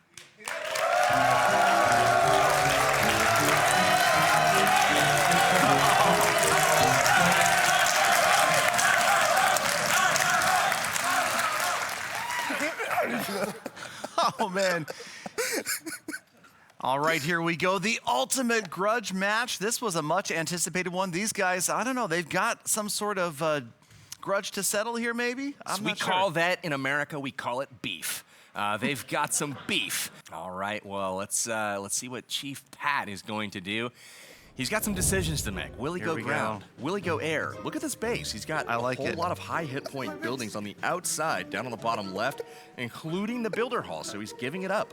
Yeah, interesting. Builder hall, but it's surrounded by the lab and the clock tower, which they're the biggest structures out there. They definitely seem like they would have the most hit points. But that crusher, man, that is a tough one to face. And I cannot wait to see where the push traps are set. Oh, well, okay, we're not going to see push traps in this attack. All air units. It's going to be interesting for sure. Look at the guard post there. That archer sneaking out. Like, they're so sneaky. Right? Sneaky archer sneaking out, and, I'm telling you. she does get taken out, but able to do a little bit of damage first on those beta minions. But Chief Pat's now going to be a little bit patient, try to take out some of these buildings before he starts the main attack. Again, yeah, he's got 3 minutes, no rush right here. He looks cool and collected. Alvaro as well, confident about this base setup maybe. Barbarians just pacing around, nothing for them to do in this battle, but watch their village get destroyed. That's right, Chief Pat surveying the scene. The Barbarians marching around, just waiting to die, basically. And we've got the baby dragons getting ready to be deployed here.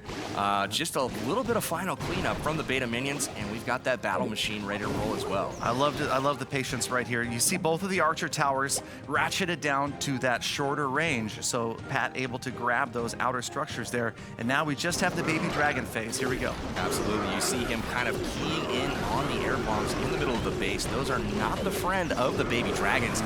Gonna be very interested to see if he can get that battle machine in there to do some work before it's taken out by that multi-mortar. Great damage right now. The first star, there's the second star for 50%. But again, especially after what we saw in the quarterfinals, they're gonna have to ramp it up for the semis. And you know that every single attacker is hoping for the 3. Absolutely. So he's already to 60%, has 3 troops left, and now down to 2, now down to 1. One baby dragon. Still got the battle machine nearly full health. Can he tack on some more percentage here? Doesn't look like a 3-star, but he's got to put the pressure on Alvaro here, as Alvaro's sure to bring a great attack. Now let's see, is he within range? Is that multi-mortar going to be able to hit him from there or not? It looks like it's still going to land on him, and that's going to take him out. The multi-mortar right there, and look at that AI related to the Archer Queen. Chief Pat is stunned. He's stunned. He feels that he's been robbed, but in actuality, he wouldn't have gotten any more buildings anyways. Battle machine, obviously trained by the Archer Queen. Absolutely. Fair point there, Galadon. Next up, we've got Alvaro. Alvaro's got to get more than a 75% against Chief Pat in order to secure the round 1 victory. That's a pretty decent score. Scores have all been right around there today, so it's anyone's guess as to who's going to take the round 1 victory here in the semifinals. Exactly. So Alvaro, though, he's shown a lot of skill. Obviously a very skilled attacker in Clash of Clans. We'll see how he puts it to work here in the builder's base. And Maybe a familiar-looking base right here from Chief Pat. Chief Alvaro Pat. is shocked. Alvaro's completely shocked at Pat's base. Where has he seen this before? Alvaro's giggling. This appears to be an earlier base used by Itsu. Itsu, known as the base building genius in the studio right now. Oh, man. Alvaro has got to go up against Itsu's base that Chief Pat has cleverly borrowed, between rounds here. I'm thinking this base might need to be called the Itsu because there it is. Early on, we're already seeing players using other bases that have had some success. Absolutely. Well, Alvaro's got to stop laughing. He's got to start concentrating on the battle and, picking the right troops for the job and then deploying them accordingly to go ahead and get that 3-star that I know he's capable of. Yep, so Boxer, Giants, Bombers, Baby Dragons, and Cannon Carts. So he's switching to Barbarians. Last second switch there to the Raged Barbs, and here we go. All right, time counts down. He's got 3 minutes to get it done. And it begins. The Baby Dragons from the top left. They are in range. Look at the Archer Towers. They've got the range on them. Able to hit the outside of the base from there, albeit a little bit slower rate of fire than those shorter towers. Good point. Yeah, they're both set to that longer range, and that's going to put the hurt to those Baby Dragons, but they look like they're not going to get the Crusher down, and that is an important short right there on this attack. The Crusher is still up for now, and he has no more ranged units other than, okay, well, he's got a lot of ranged units left. The Cannon Cart and the Bombers, but we'll see what happens right here. If that Cannon Cart can finish off the Crusher in one shot, no, there was a little more health left.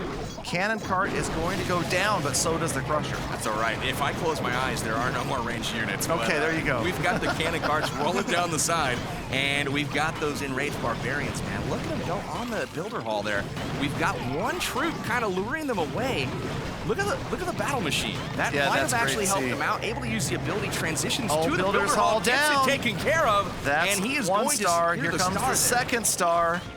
But look at that. 75% the mark to pass, and right now we're only at 59, and that is it for the Cannon Cart. It's just burning down to the ground. All right.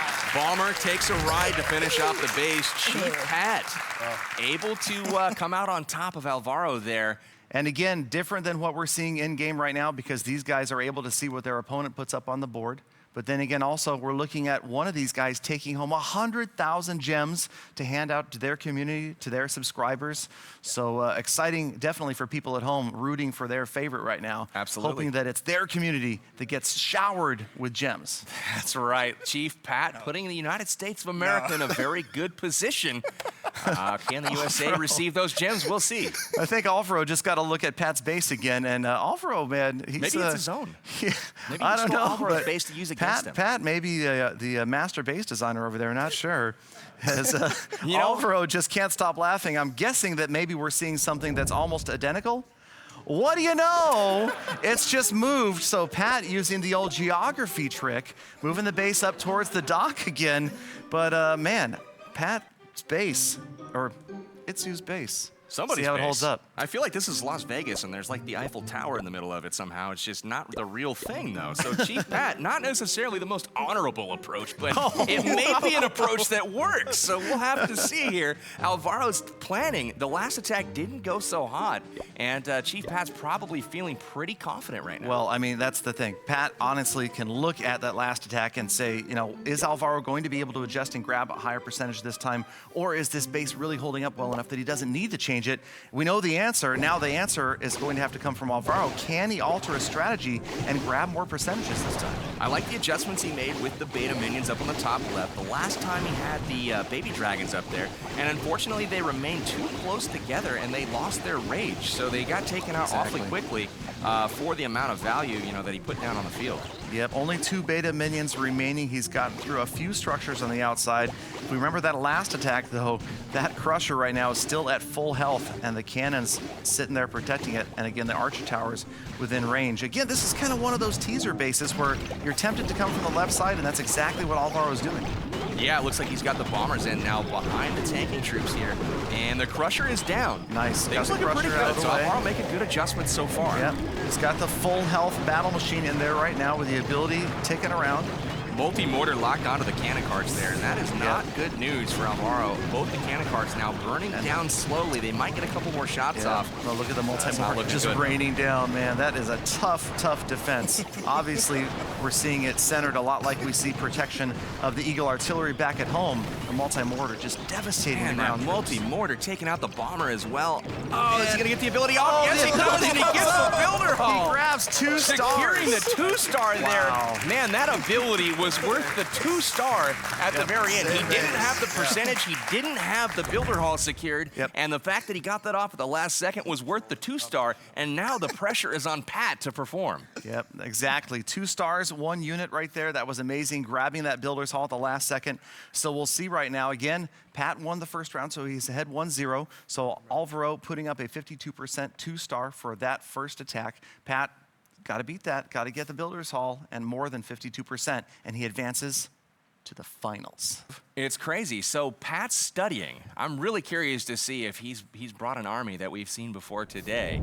But I would imagine it's harder to mix that up. But here we go, surveying the battlefield. Yeah. Alvaro's got a base that looks like it's gone to the corner as well, using the same tactics of having the clock tower and the builder hall That and is all a those trio. high hit points. Yeah. They're all right there once again. Nice little strategy right there that we might see a name for someday, to have those 3 big structures together. Chief Pat, knowing that he just needs a 53% 2-star, I wonder if he's feeling the pressure. Well, he's got to get the stars, but I think the percentage is definitely manageable. All of the high-value defenses again towards the There center goes of the this first base. star like that, and then maybe one of the first structures down. So now he's just got to get that additional percentage. There's a really high-value baby dragon there, taking out not only the builder hall, but all of the guard post troops as they came over to fight that single archer that he dropped. Very skillfully done by Pat. And now we've got 8 baby dragons left in the army camps, as well as the battle machine. This is looking really good so far, already securing 26%. Exactly, and if you look where the air bomb's situated way off to the left, all these dragons need to do is grab these outside structures and a little bit on the far right here where the war machine is, and it's going to be the victory. It's happening really quickly right now. 46-49, here it comes. It's going to be victory for Pat. There it is. There it is. Pat wins it, advancing to the finals. Trolling the audience, thinking about giving it up right there. But he's got it, and he's going to advance to the finals. Chief Pat is going to be victorious over Alvaro. Just a matter of how many percentage points he gets here. That's it, he wraps up. He wraps it up. 75% 2-star. Pat calling mercy there on that attack. It looked like he may have had a shot to get the 3, but he knew that he had enough, only having to get more than 52% on the attack. He did just that. So let's hear it for Chief Pat. Thank you, Itsu. Thank you, Itsu. Thank you, Itsu. USA. Yeah, man. Pat with a quick shout out to Itsu there at the end. I like that a lot. And he's our first finalist. It is intense, and that was great to see. Again, that was just best of 3 for the semis. So we'll have one more semi that's a best of 3, and then the finals are going to be the best of 5. That's very, very true. And as always, the winner will be taking home 100,000 gems to give away to their subscribers. All right, so Chief Pat is our first finalist, grabbing the victory over Alvaro. It was a tight one, but well done, Pat. What do you think gave you the victory there? Those base designs, I'm telling you, what happened there? Well, you know, when you've been playing Clash of Clans a long time like me, 5 years, you know, your hands get a little shaky and your eyes get blurry. So instead of designing my own bases, I decided to just borrow one from my friend on the other side over there. All right, well, that's a friendly loan. I'm sure Alvaro has something to say about that. Alvaro, my friend, how did that make you feel? You obviously got a chuckle out of the base. Immediately, you recognized it. What did you think when you saw Chief Pat's design? I didn't expect a layout stealer. I mean, My layout. I don't know. but yeah, I mean, I didn't know how to destroy that base. I didn't know if I should go ground, air. So I mean, I was blocked. Understood. Well, you know, Alvaro throwing a little shade there at Chief Pat, but we've got another matchup coming up in just a moment. Let's go ahead, take a look at the bracket, how things have shaped up so far, and we can see exactly here that Chief Pat has now secured a spot in the finals. Yep, Chief Pat in the quarters took out Lord Val from France and then took out Alvaro from Spain, so traveling around the world, and now here he is at the finals. But one more semifinal match is left, and it's going to be a tight one. It's going to be an exciting one. I'm really looking forward to this one. Brazil's favorite, Bruno.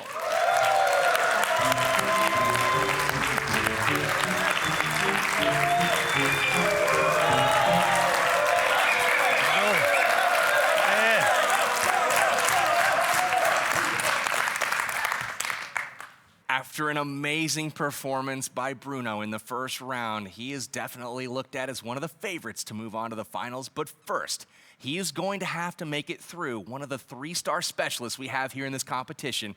In the semifinals from Germany, we have Itsu.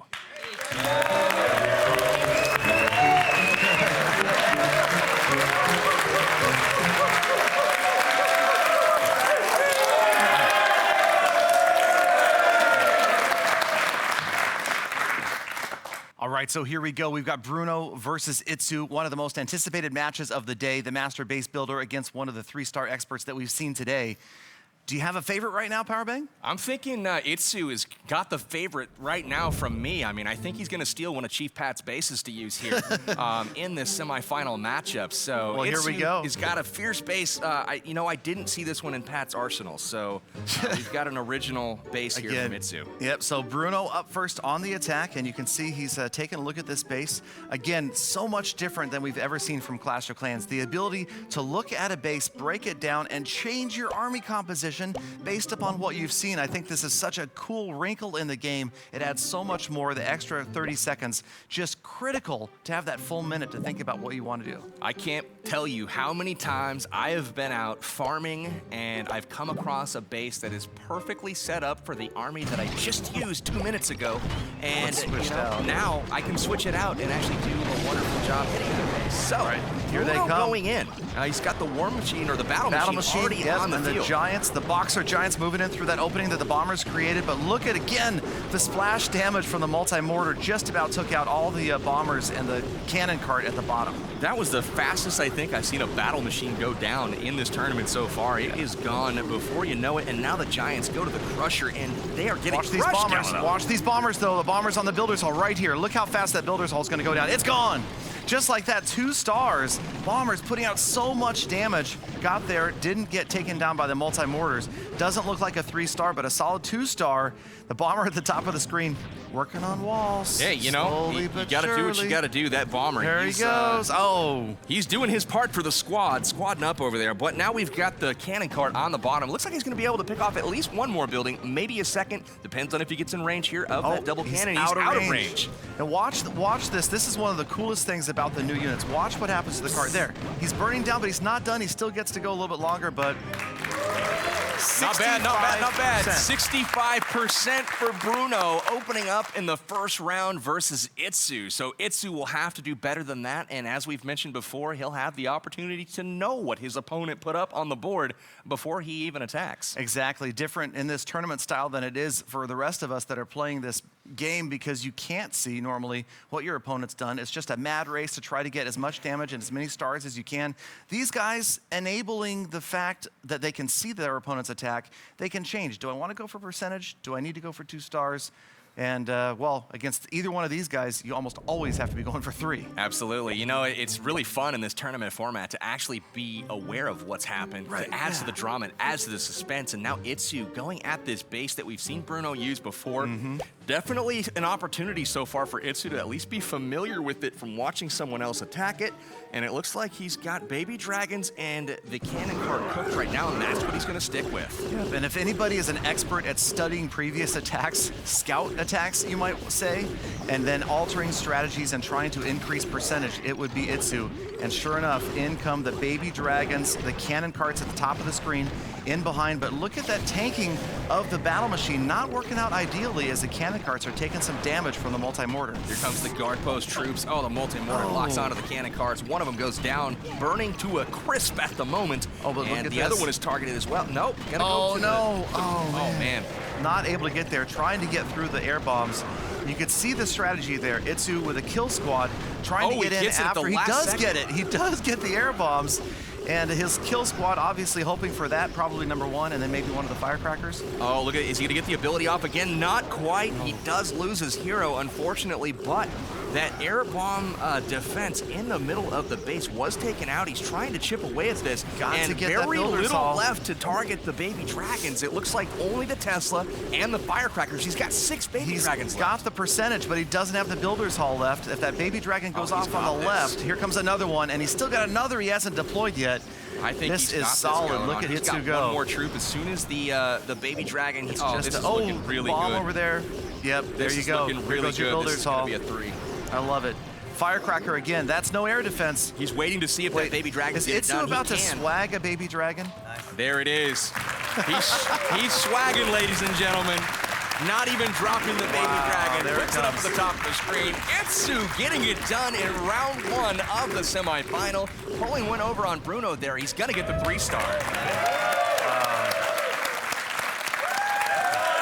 Hey, he's getting the crowd riled up. Gotta love it. There you Itsu go. from Germany now with a 1-0 lead over Bruno. Fantastic. So Itsu really putting the 3-star school together there. He's shown some amazing bases on defense, and then that 3-star attack. Swagging a baby dragon, had it left over, didn't even need it. And just a masterful strategy. I love the kill squad getting in there just barely. I think the whole attack really revolved around getting the air bombs down. That was a crucial component of it, though. The one cannon cart army unit that he brought that really was crucial on the final shot before they died actually got the air bombs taken out, and that opened it up for the baby dragons to get to the core. Really, patience is a virtue as far as that attack's concerned. Patience and timing was able to get those baby dragons to the right defenses to take down the base. Exactly, and another cool function of the cannon cart, that ability to continue to fire from a stationary spot at one more target after it gets destroyed. That made all the difference right there. It really if that did. goes down like what you would think a normal unit would when it's destroyed, it's done, then this doesn't happen. But because it had those additional shots, 3-star. So Absolutely. now, round 2. We've got Itsu up next, and he will be attacking first this time. He's surveying the scene. Good-looking base here from Bruno, similar to another one we saw him use earlier. This one looking like a baby dragon. Well, he's got to change his army up a little bit, doesn't he? So he's surveying, got 38 seconds left to figure out what he wants to do.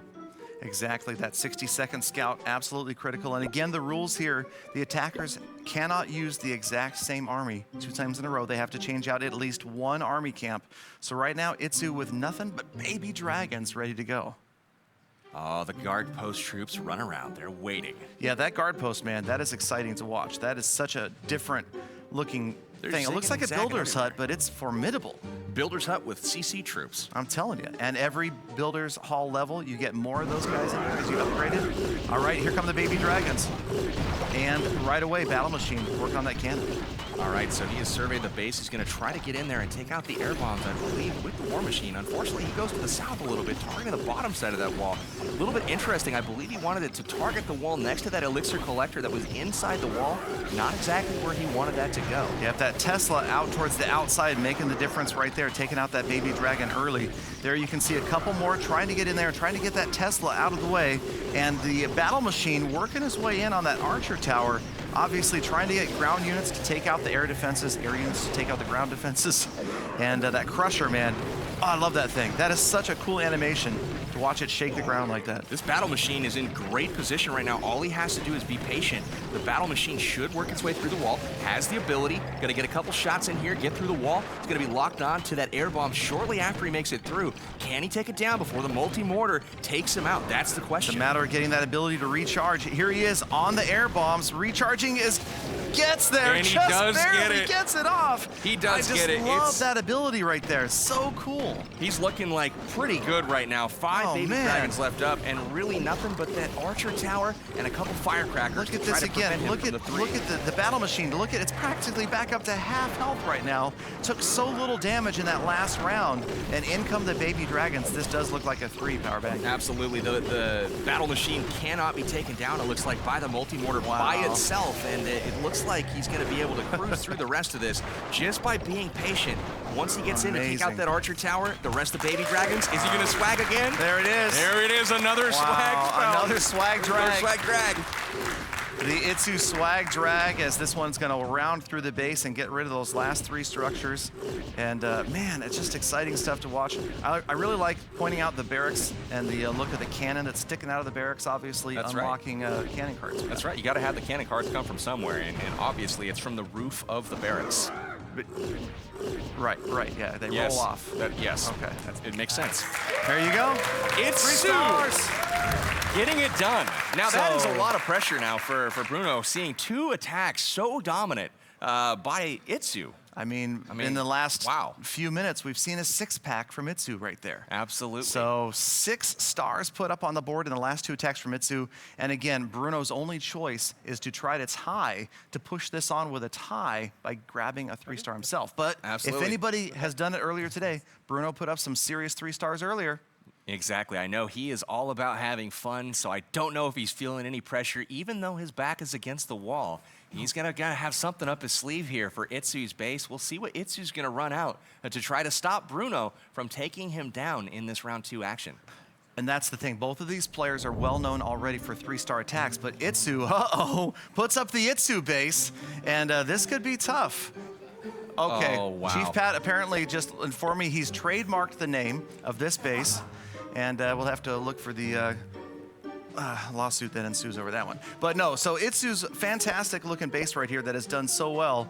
Very cool to watch because Itsu has, like we said, not only the 3-star attacking skills, but some pretty incredible base building skills, probably. That's right. It's cool to see all the options that you can do with the minimal amount of buildings and walls that you have available at Little Ball 5, but still plenty of options, and we've seen a lot of really varied attack styles and defense styles in today's action so far. Again, we've got a Baby Dragon heavy attack composition here from Bruno. Starts out with the cannon carts, and again, cannon carts and battle machine seem to be a pretty popular combination to try to take out those air bombs and the firecrackers. Exactly, and if you look at this base and where that cannon cart is, it is this time out of range of the multi-mortar until now. You can see it rotate around. Cool animation. I never noticed before the way the multi-mortar rotates like that, and now you can see it's aiming over at the battle machine and the remaining cannon cart. Absolutely, it's locked on now, and it's a little bit imposing, intimidating, if you will. Once it turns and locks on, you know you're in for a rough day. There it is, the cannon cart gets taken down. It is fizzling, but as always, it's got those few extra shots, able to take out the defense building, and the battle machine presses on. Yep, and here you go. Notice the Baby Dragon dropped really carefully, went right after the Archer Tower first. And there's only one defense left that can stop that Baby Dragon. It's the firecrackers. Yeah, I don't know if he's gonna get to it in time though. Bruno, his hopes come down to this. Probably some air traps in the battle. Oh, and he concedes. All right. So that's it, you guys. We have our first finalist.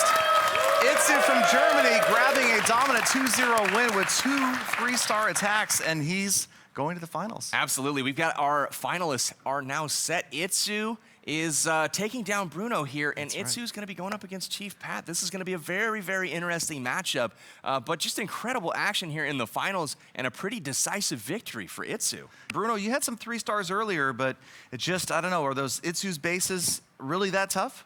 Yeah, Itsu is one of the best players out there, but I'm happy because I did 2 good attacks. I mean, I almost got a 3-star on that base that no one's getting, so I'm happy.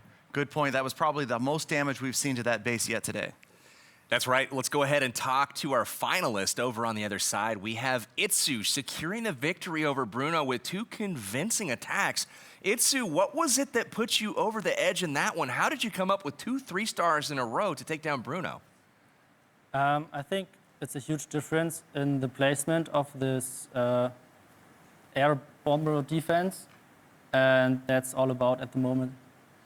Very good, very good. So Itsu talking about the air bombs in the base and how valuable those are. He made it a point to go after those and really focus on taking them out before he sent in those air troops to take out the rest of the base. Yeah, there's so much to the base design right now with the air bomb range, the multi-mortar range, and even like you talked about earlier, those defending troops, the guard post that paces around can be used to pull the attackers away from the core. Absolutely, and their range, I'm still trying to figure it out. They are going way out of their way to, attack some of these troops. It's really interesting to see how they're, working with the, the defenses to really distract that offense. So let's go ahead, pull up our brackets. We've got pretty much all of them filled out at this point, but we've got one thing left to determine. Yes, one final match, and it's a best of 5 between a couple of players that have just steamrolled their way to victory.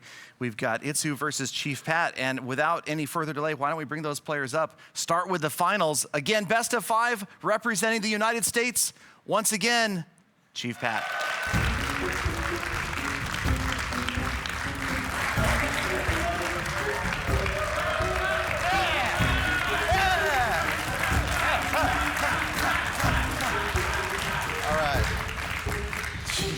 All right, we've been introduced to the Chief. His sneaky base borrowing tactics may not work against our next finalist. We've got Itsu of Germany.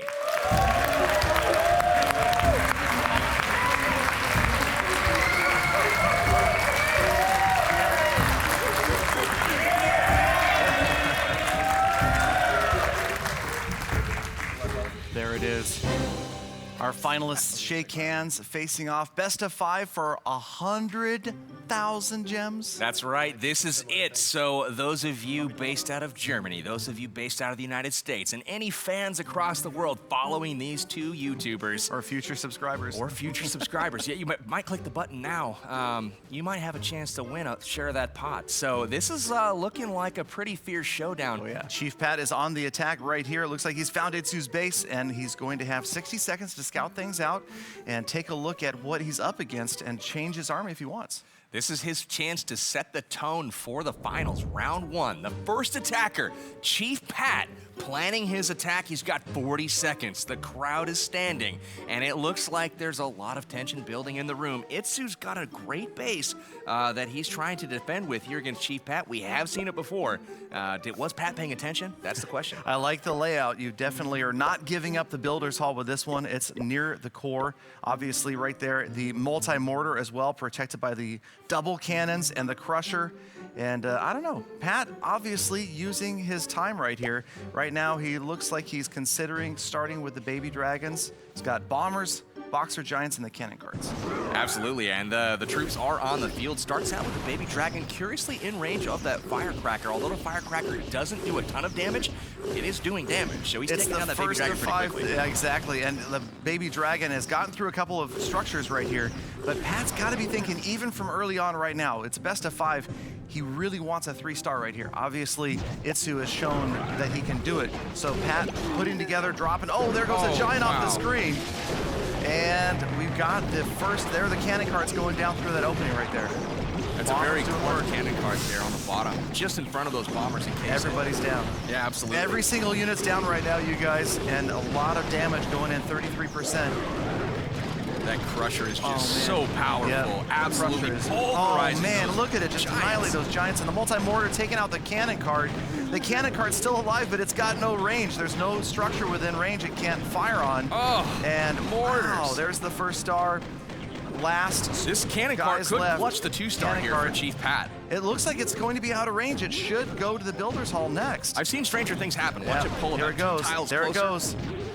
Beautiful. Oh, It's going to grab the second star, you guys. And the bomber adding percentages on the left-hand side right there. The Tesla is going to come into play any second. There it is. Cannon cart goes down. Second star is down. Bomber grabbing 62%. This is looking decent. One more. Oh, it goes after the wall. 62%. So close. Just when we thought he had an opportunity to maybe get another building, that bomber was like, listen, I'm going to take down that wall because it's super crucial to the attack. No, yeah, exactly. And the walls not adding percentages. And those guys, those bombers, man, I don't know. Hey, you know all what? over the place. Love them or hate them. They do a lot of damage. You just don't know where they're going to do it. I still love them. Absolutely. Splash damage is huge. And even the air bombs, that was what I found the most crazy was how much damage they do if those baby dragons group up. A whole pack of them can be taken out by the air bombs. Yep. So the first half of round 1 of the finals is done. Chief Pat throwing up a 62%.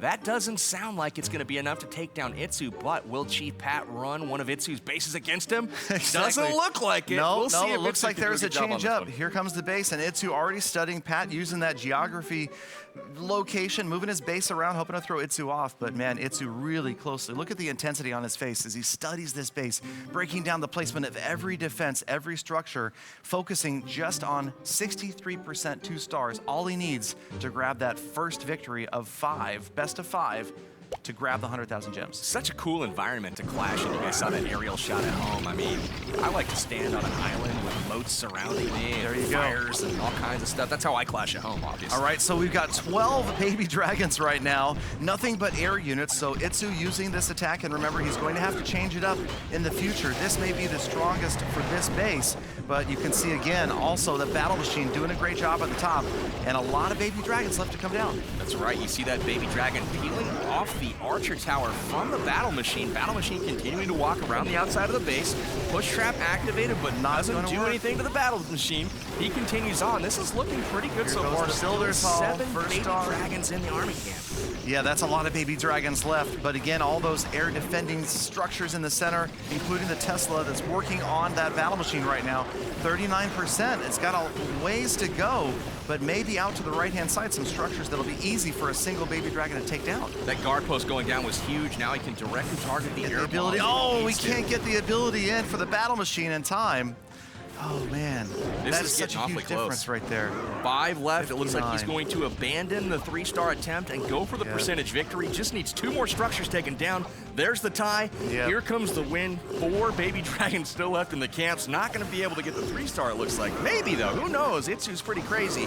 But he's going to It's secure going to be the first round victory. Yep, so Itsu with the first round, but again, you guys, the first player to win 3 matches, not just 2 this round.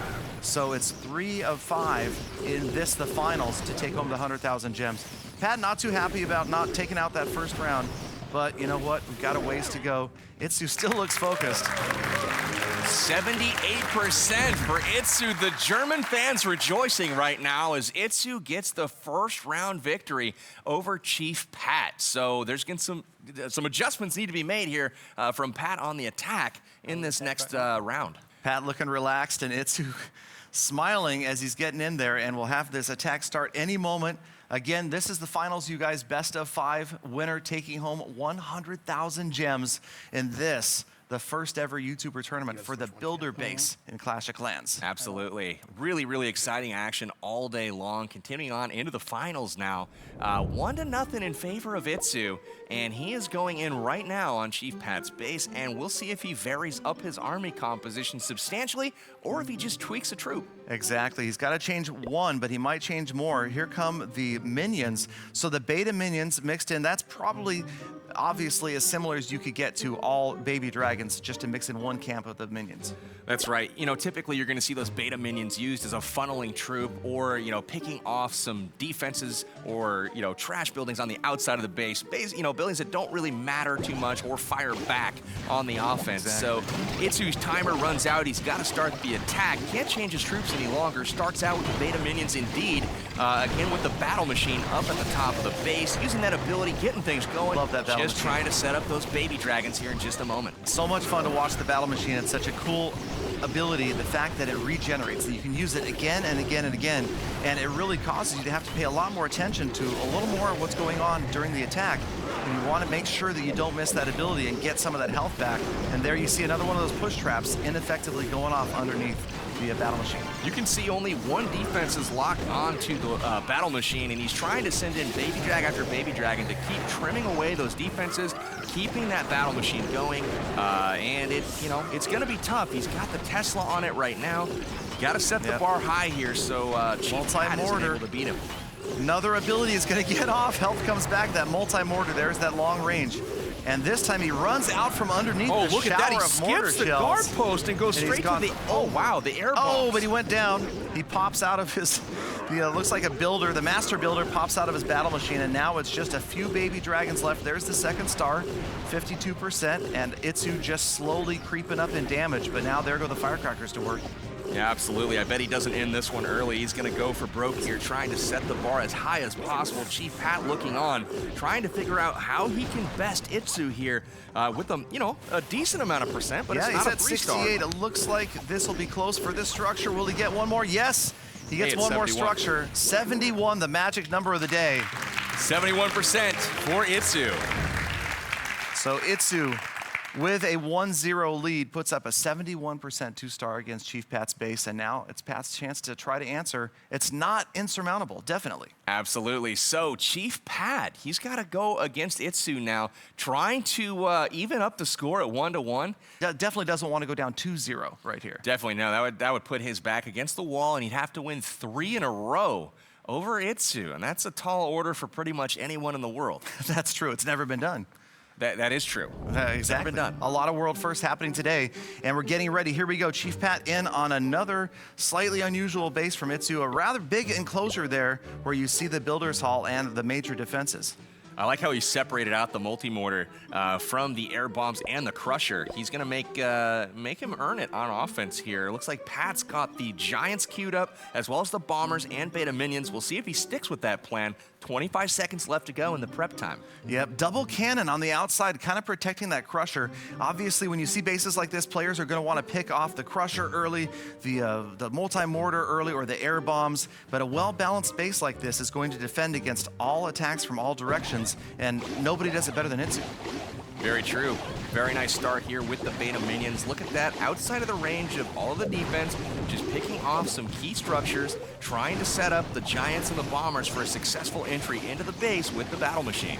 Yep, 10% so far. He's got 6 Boxer Giants ready to go and 4 Bombers. One of my favorite new troop. It's always fun to watch those Bombers in action. But so many Boxer Giants, and we haven't seen anybody but the minions so far, and he's already at 20%. So a pretty good start. He's picked up a lot of structures on the outside, Powerbang. That's right. He's got a great start going so far. He has discovered the Tesla location. That's pretty key. I thought it could have been in the core there in that spot by the air bombs and archer tower, but it is on the outside of the base, and that's pretty key information for Chief Pat as he continues on to try to take this base out. All right, major focus coming in here from Chief Pat as you see him zoom in there, really going with precision right here, trying to figure out exactly the best place to work his way into the center to protect those bombers. Absolutely critical to protect the bombers as they come in. Here come those defending troops on the guard post, and there goes the battle machine on his way in. Unfortunately, the bomber just doesn't feel like hitting the Barbarians there. The bombers go for the walls instead. A whole ton of Giants, though, are pushing their way forward, and they're doing a great job tanking right now for the bombers behind them. Check out those 2 bombers, yeah. Look at the battle machine as well. Got nowhere to go but the town hall or the builder hall next. Oh, the wall's open. There they go. They're going after the builder's hall. If he can protect the bombers here, he's got a shot at battle machine. He's got the second star for sure. It's going to be about percentage here, and it's all about those 2 bombers. It's all about the 2 bombers. It's not over yet, you guys. 59%. He loses the bomber at the top. He's got the war machine though. And the bomber on the right-hand side. Will the war machine get the ability again? He does. He's got the ability. Another structure. 62%. If he gets the archer tower, he on the might right, be in good 65. shape. He just needs a couple more structures. He runs out of range. He's going to have time for another ability. It's going to be so close. 68. He needs 2 more structures for the win. He's going to get the ability again. Here it comes. He's got the ability. Save it for the. Oh my goodness. There it goes. It's going to be the last structure for the win. The battle machine clutches it out. Chief Pat evens the score. Battle machine does it. That was amazing. Chief Pat evens the score. What a dramatic comeback there. It looked like it was all lost, but the battle machine lifting that on his back, and he is going to carry Chief Pat to a round 2 victory. It's all about the renewable ability of the battle machine. I just love that activity. I just love that. The fact that you can use it over and over again has added so much. There's so much coming to the game that's come to the game. I got to calm myself down. It's just too much. Can't even handle it. There's so much going on. We are a best of 5, so the next attack does not clinch. It simply gives the winner a 2-1 lead. Chief Pat will lead off the attacking against the Itsu base. It is the Itsu base. The crowd is standing now, and Chief Pat's going to try to set the bar high for Itsu. Itsu, no doubt, is disappointed by not winning round 2 in such a close fashion there, but Chief Pat is going to be looking to modify his army and come in and do the best he can on this base to start round 3. Yep, 5 seconds left. He's got to switch his armies up and make sure he has something different. He dropped in archers. So 6 of the Boxer Giants, 4 bombers, and also half a dozen sneaky archers to try to get the job done. Pat's got to put some good numbers up here because you know Itsu is ready to come back. You know, one thing I saw earlier on, I can't remember who it was that hit this base, but they came at it from the side, and it seemed to be pretty successful. Everyone since has tried to go the symmetrical route coming either from the top left or bottom right, and it hasn't gone gone so well. Yeah, it might have been Bruno that put up that really solid attack earlier we saw. This is kind of one of those teaser bases. It tempts you to come from the left where there's fewer walls. It looks like it's more open and easier target, but it's not sometimes, as on the right-hand side, you can see you've got those firecrackers in the enclosures and, of course, the multi-mortar that can really reach out and touch someone. Just like it's touching them right now. Ouch! Oh, Sneaky Archer man. is done. Now that multi-mortar didn't lock on right away because the archers are actually sneaky. They're kind of out there invisible. Oh, man. So Archer's at the getting range destroyed right now. by the multi-mortar, but they're still doing damage, trimming the buildings on the outside here. Chief Pat trying to funnel his troops to the core where they're ultimately going to have their way with that builder hall. Yeah, but you see the guard post units coming out and finishing off those archers, and now we've got the battle machine in there facing off with the guard post units, and the multi-mortar still just showering stone all over the place. I like how we take the guard post units with the battle machine because you can use the ability to regenerate health while the Giants cannot. So the Giants will head into this base with full health, while the battle machine will replenish their health behind the Giants, and ultimately everything's going to be looking pretty good as they head to the core of this base. That's going to be a great move. That's going to be a pivotal strategy, I think, as this game continues to progress, is where you use your battle machine and taking advantage of as many charges of that ability as possible. He's going to hit the second star here right on the builder's hall at the same time. Bombers on the right, This is tanked by that shaping giant. up really good. This is Look at shaping up Pat really go. good. And you can see him up there. He's happy about the progress right now. Look at the He's bombers locked celebrating onto a the bit. archer tower on the right side. Will it could go be down it. while the Giant's still alive? Oh, the Giant went down, but the bomber is going to finish. No, he doesn't get the whoa! archer tower. The bomber, Chief that Pat last bomber on robbed. the right couldn't do it. You got one bomber at the bottom of the screen. He's going to worry about that wall first. And this last tiny bit of wall, that's critical. Oh, There you yeah, go. yeah. Come on. That's key. There, yeah, make your, That is key. Oh, okay. All right, but he's not done yet. Pat's going to cross 70% with this one right here. 71%. So here it comes, another 70. Wait, what just happened? Oh, he killed the building 75. behind it. Is that was that splash damage? Yeah, he splashed the building was behind amazing. that one. Wow, what a range on the bomber. Wow. 75% for Chief Pat. Not a bad score there at all. It's really funny. The bombers, like we said earlier, indiscriminately throwing their bombs everywhere around the base. You know, if they were a traditional troop that targeted the buildings rather than the walls, that could have easily been a 3-star. And now it's up to Itsu to try to answer. And he's going to be studying the field here for sure. It looks like he's getting ready to go in on Chief Pat's base. He's got a attack starting in 48 seconds. And now it's time to modify the army camps to figure out what type of troops he wants to take to battle. Exactly. I believe Itsu used all dragons last attack. I don't know. There's so many attacks running together now. I'm starting to lose track. But Itsu's got all dragons up this time. So those guys know what they used last time. And obviously Itsu maybe had beta minions last time. In one of the So now we've got just 12 dragons. And you see the battle machine going to work on the top left there on the clock tower. I like how he's approaching this base. He's trying to get the battle machine to go inside, and then once he gets inside and can target those air bombs, then he can be a little bit patient with the number of baby dragons that he has left. He's got 9 remaining. It's all about keeping that battle machine alive right now and getting it to go the direction that he wants to. You can see it going through the wall here for the cannon. See how this thing develops. Yep, the Dragon's doing a great job of funneling, just like you said, getting that battle machine to focus on the wall. But the battle machine by himself takes a long time to get through walls. And one of the guard post Barbarians came out, and now the battle machine, because that enclosure got cleared out, he's redirected where he's gone. That's right. The baby dragon over there actually did him a favor, got him around to a wall where he didn't have to be through 2 sets in order to get into the next compartment. Battle machine retargets, goes through the wall, uses the ability, obviously hits a lot stronger inside of that ability, and he's able to get in. Exactly, trying to regenerate that health. Only 3 baby dragons yet to be deployed, but a 62% 2-star right now. He's on his way. It's going to be close, but lots of baby dragon power on the right-hand side, and that's going to be key. He got the air bombs, guys. Now he can directly target the firecrackers in 2 different locations and directly target the archer towers. This could be interesting to see how this develops. There's the tie. Man, it's going to be close. One more structure and it's all over, and it looks like it's going to be the firecrackers on the left. There it is, Itsu taking a second win and advancing in this finals 2 wins to 1 over Chief Pat. Very nice work from Itsu there, masterful at his craft. He's just targeting the defenses that he needs to target. Finishing up on this one, this was awfully close to a 3-star again. Had he had one more baby dragon, he would have gotten a 3-star. Yep. That single firecracker right in the middle, the only thing that kept him from grabbing every single remaining structure. And 2-1, but again, this is best of 5, so Itsu's got to put up 3 victories in order to take home the 100,000 gems. Absolutely. So we are now down to crunch time. Chief Pat knows that he must win 2 rounds in a row in order to get to that 3 mark that is going to give him the finals. Yep. So Chief Pat has to win out in order to win the championship here, while Itsu just needs to take 1 of the last couple of rounds here. Exactly. And again, it's so cool to see this real-time strategy where it works out that there's so much based upon defense and attack. You've got to be able to do both well to be a top player, because you've got to be able to defend against your opponent's attacks and put together solid attacks, adjust on the fly to bases, and Itsu may be seeing a base that he's seen before. Absolutely. This is kind of what I was waiting for. This is the climax here of the finals. Itsu taking on his own base, or as Chief Pat would say, the base that Itsu borrowed from Pat, who borrowed from Itsu. I'm not really sure how that works out, but yeah, it's going to be a challenge here for sure.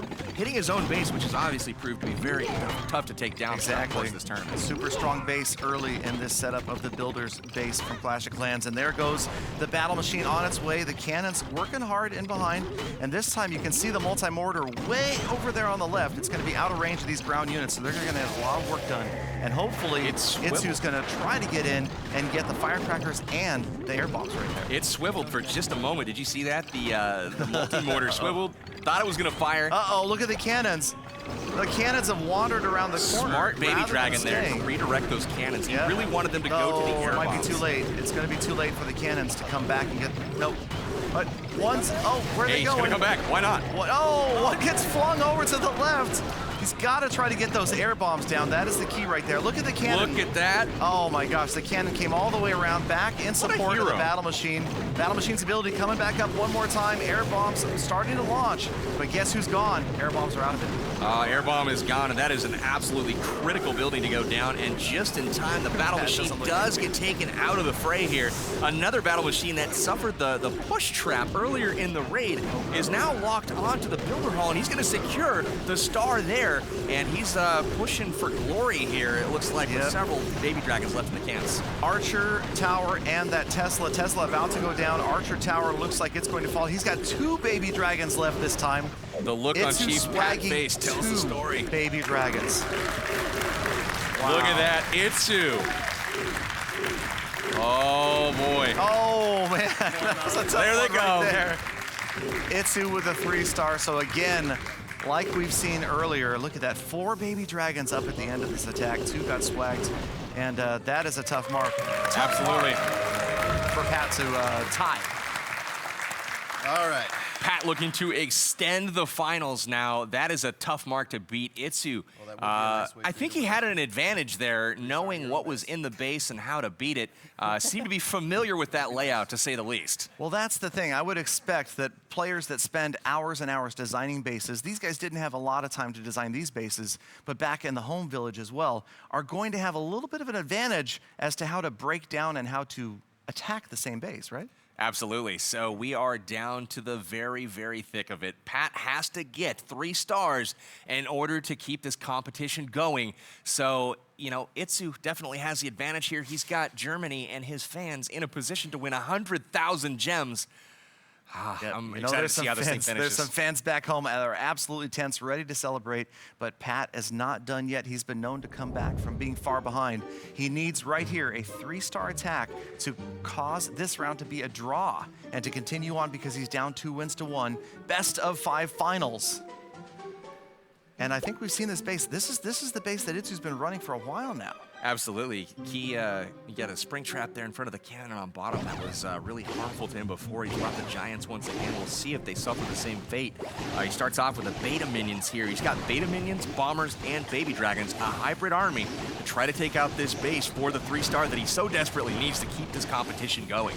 Exactly, and you've got that multi-mortar right in the center being protected by a pair of double cannons and the firecrackers with the air bombs way off to the left-hand side, and the Archer Tower is set to that smaller range but faster firing. Absolutely. Look at the firecrackers. They are able to reach out there and touch those beta minions. Beta minions doing some work, but still, you know, it's definitely tough to take out these buildings without you know, that longer range of their first few shots. Once they stepped in a little bit closer, Firecracker's able to lock on. Yep, Giant dropping down, guard post patrolling, just smashed the Giant right there. And the multi-mortar and the guard post units taking that Giant out. And you still have all 4 guard post units on the ready. And man, they're fast. Those things, they're roaming around. They're ready to go out there and smash something. So Chief Pat sending a Giant. I don't know if you guys noticed that to try to trigger the spring trap there. It did not trigger any spring trap. No. And then Chief Pat a little bit upset. We'll see what happens right here as he sends in some more units. Itsu claims magic. Now there's an air bomb. There was a bomb there instead, and here comes that baby dragon. Units moving in. 42% damage, only 1 baby dragon left to deploy. Pat's really got the pressure on right here. Not a lot left to do, but deploy 1 more baby dragon and then hope that he can keep that ability going for the battle machine. It looks like the Crusher is having its way with the battle machine and the Giant over there. That is a menacing defense. It's absolutely the crucial. Crusher takes out the battle machine, and that pretty much writes the story right there, you guys. Look at the this. last unit's down. You got a bomber over here on the left. You got a baby dragon left on the right, but it doesn't look good. 68% damage. Pat holding on, but that last baby dragon, the bomber's gone after the walls. More walls going down for the bomber. With a minute left of this attack, Itsu looking relaxed right now as that bomber's going to get within range of the Tesla, and that is going to be it, you guys. That is going to do it. Chief Pat giving a round of applause to Itsu. Wow. A very, very, very amazing performance by Itsu.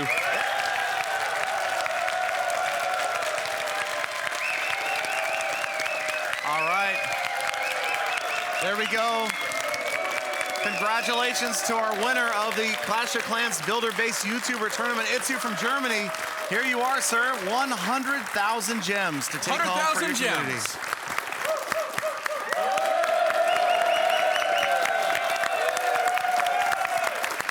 And as our runner-up, Chief Pat, I've brought you a delicious chocolate cake.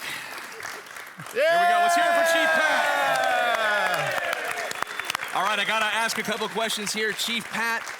You know, playing the update. What did you think, man? You know, the update is a lot of fun. I have to say, you know, doing all these different Clash of Clans live streams, this is by far my favorite one. The real-time strategy is amazing, so super excited for the update. It's really awesome. That's awesome. Good to see you do so well in the tournament, making it all the way to the finals. I feel like we've seen you here in most of the tournaments you participate in. Way to represent the US of A. Nice work, man. Yeah, I tried my best. I think it's rather fitting that the match that I ended up losing with was when I used his base. He ended up crushing it, so it was a perfect fitting to a really fun stream, so I'm really happy I got second place. Absolutely. Congratulations here for Chief Pat. Good job. All right, and Itsu, do not feed me that. You are our champion. You came out and put on a school of 3-star attacks. The bases that you built have already been copied as of today. Maxed out Builder Hall 5, really showing how it's done. Congratulations, and do you have any secrets, anything you can pass on to people that what happened out there? You just destroyed everybody you came in contact with. I think sitting alone at home and trying your bases is kind of good. You definitely knew how to build them and break them down. Yeah, so that was the key. And I think Pat showed that in one of his matches. And yeah, it was a great tournament. Well, thank you again, Itsu. Once again, congratulations. First ever champion right here, you guys. Congratulations, Itsu. All right, guys, we've had an amazing tournament here today. Fantastic performance from all 8 YouTubers from around the world. Hopefully all of our international viewers really got a kick of seeing their favorite YouTubers up here doing battle on the brand new builder base with all the new defenses, all the new heroes, troops. I mean, absolutely incredible stuff. I can't wait to get back to playing it. Galadon, you got any final thoughts? That's going to do it. It's going to wrap it up. Thank you guys at home. Thank you, Powerbang, for being here with me. All these fantastic YouTubers, everybody in the audience. Enjoy the update. It was amazing. See you guys next time.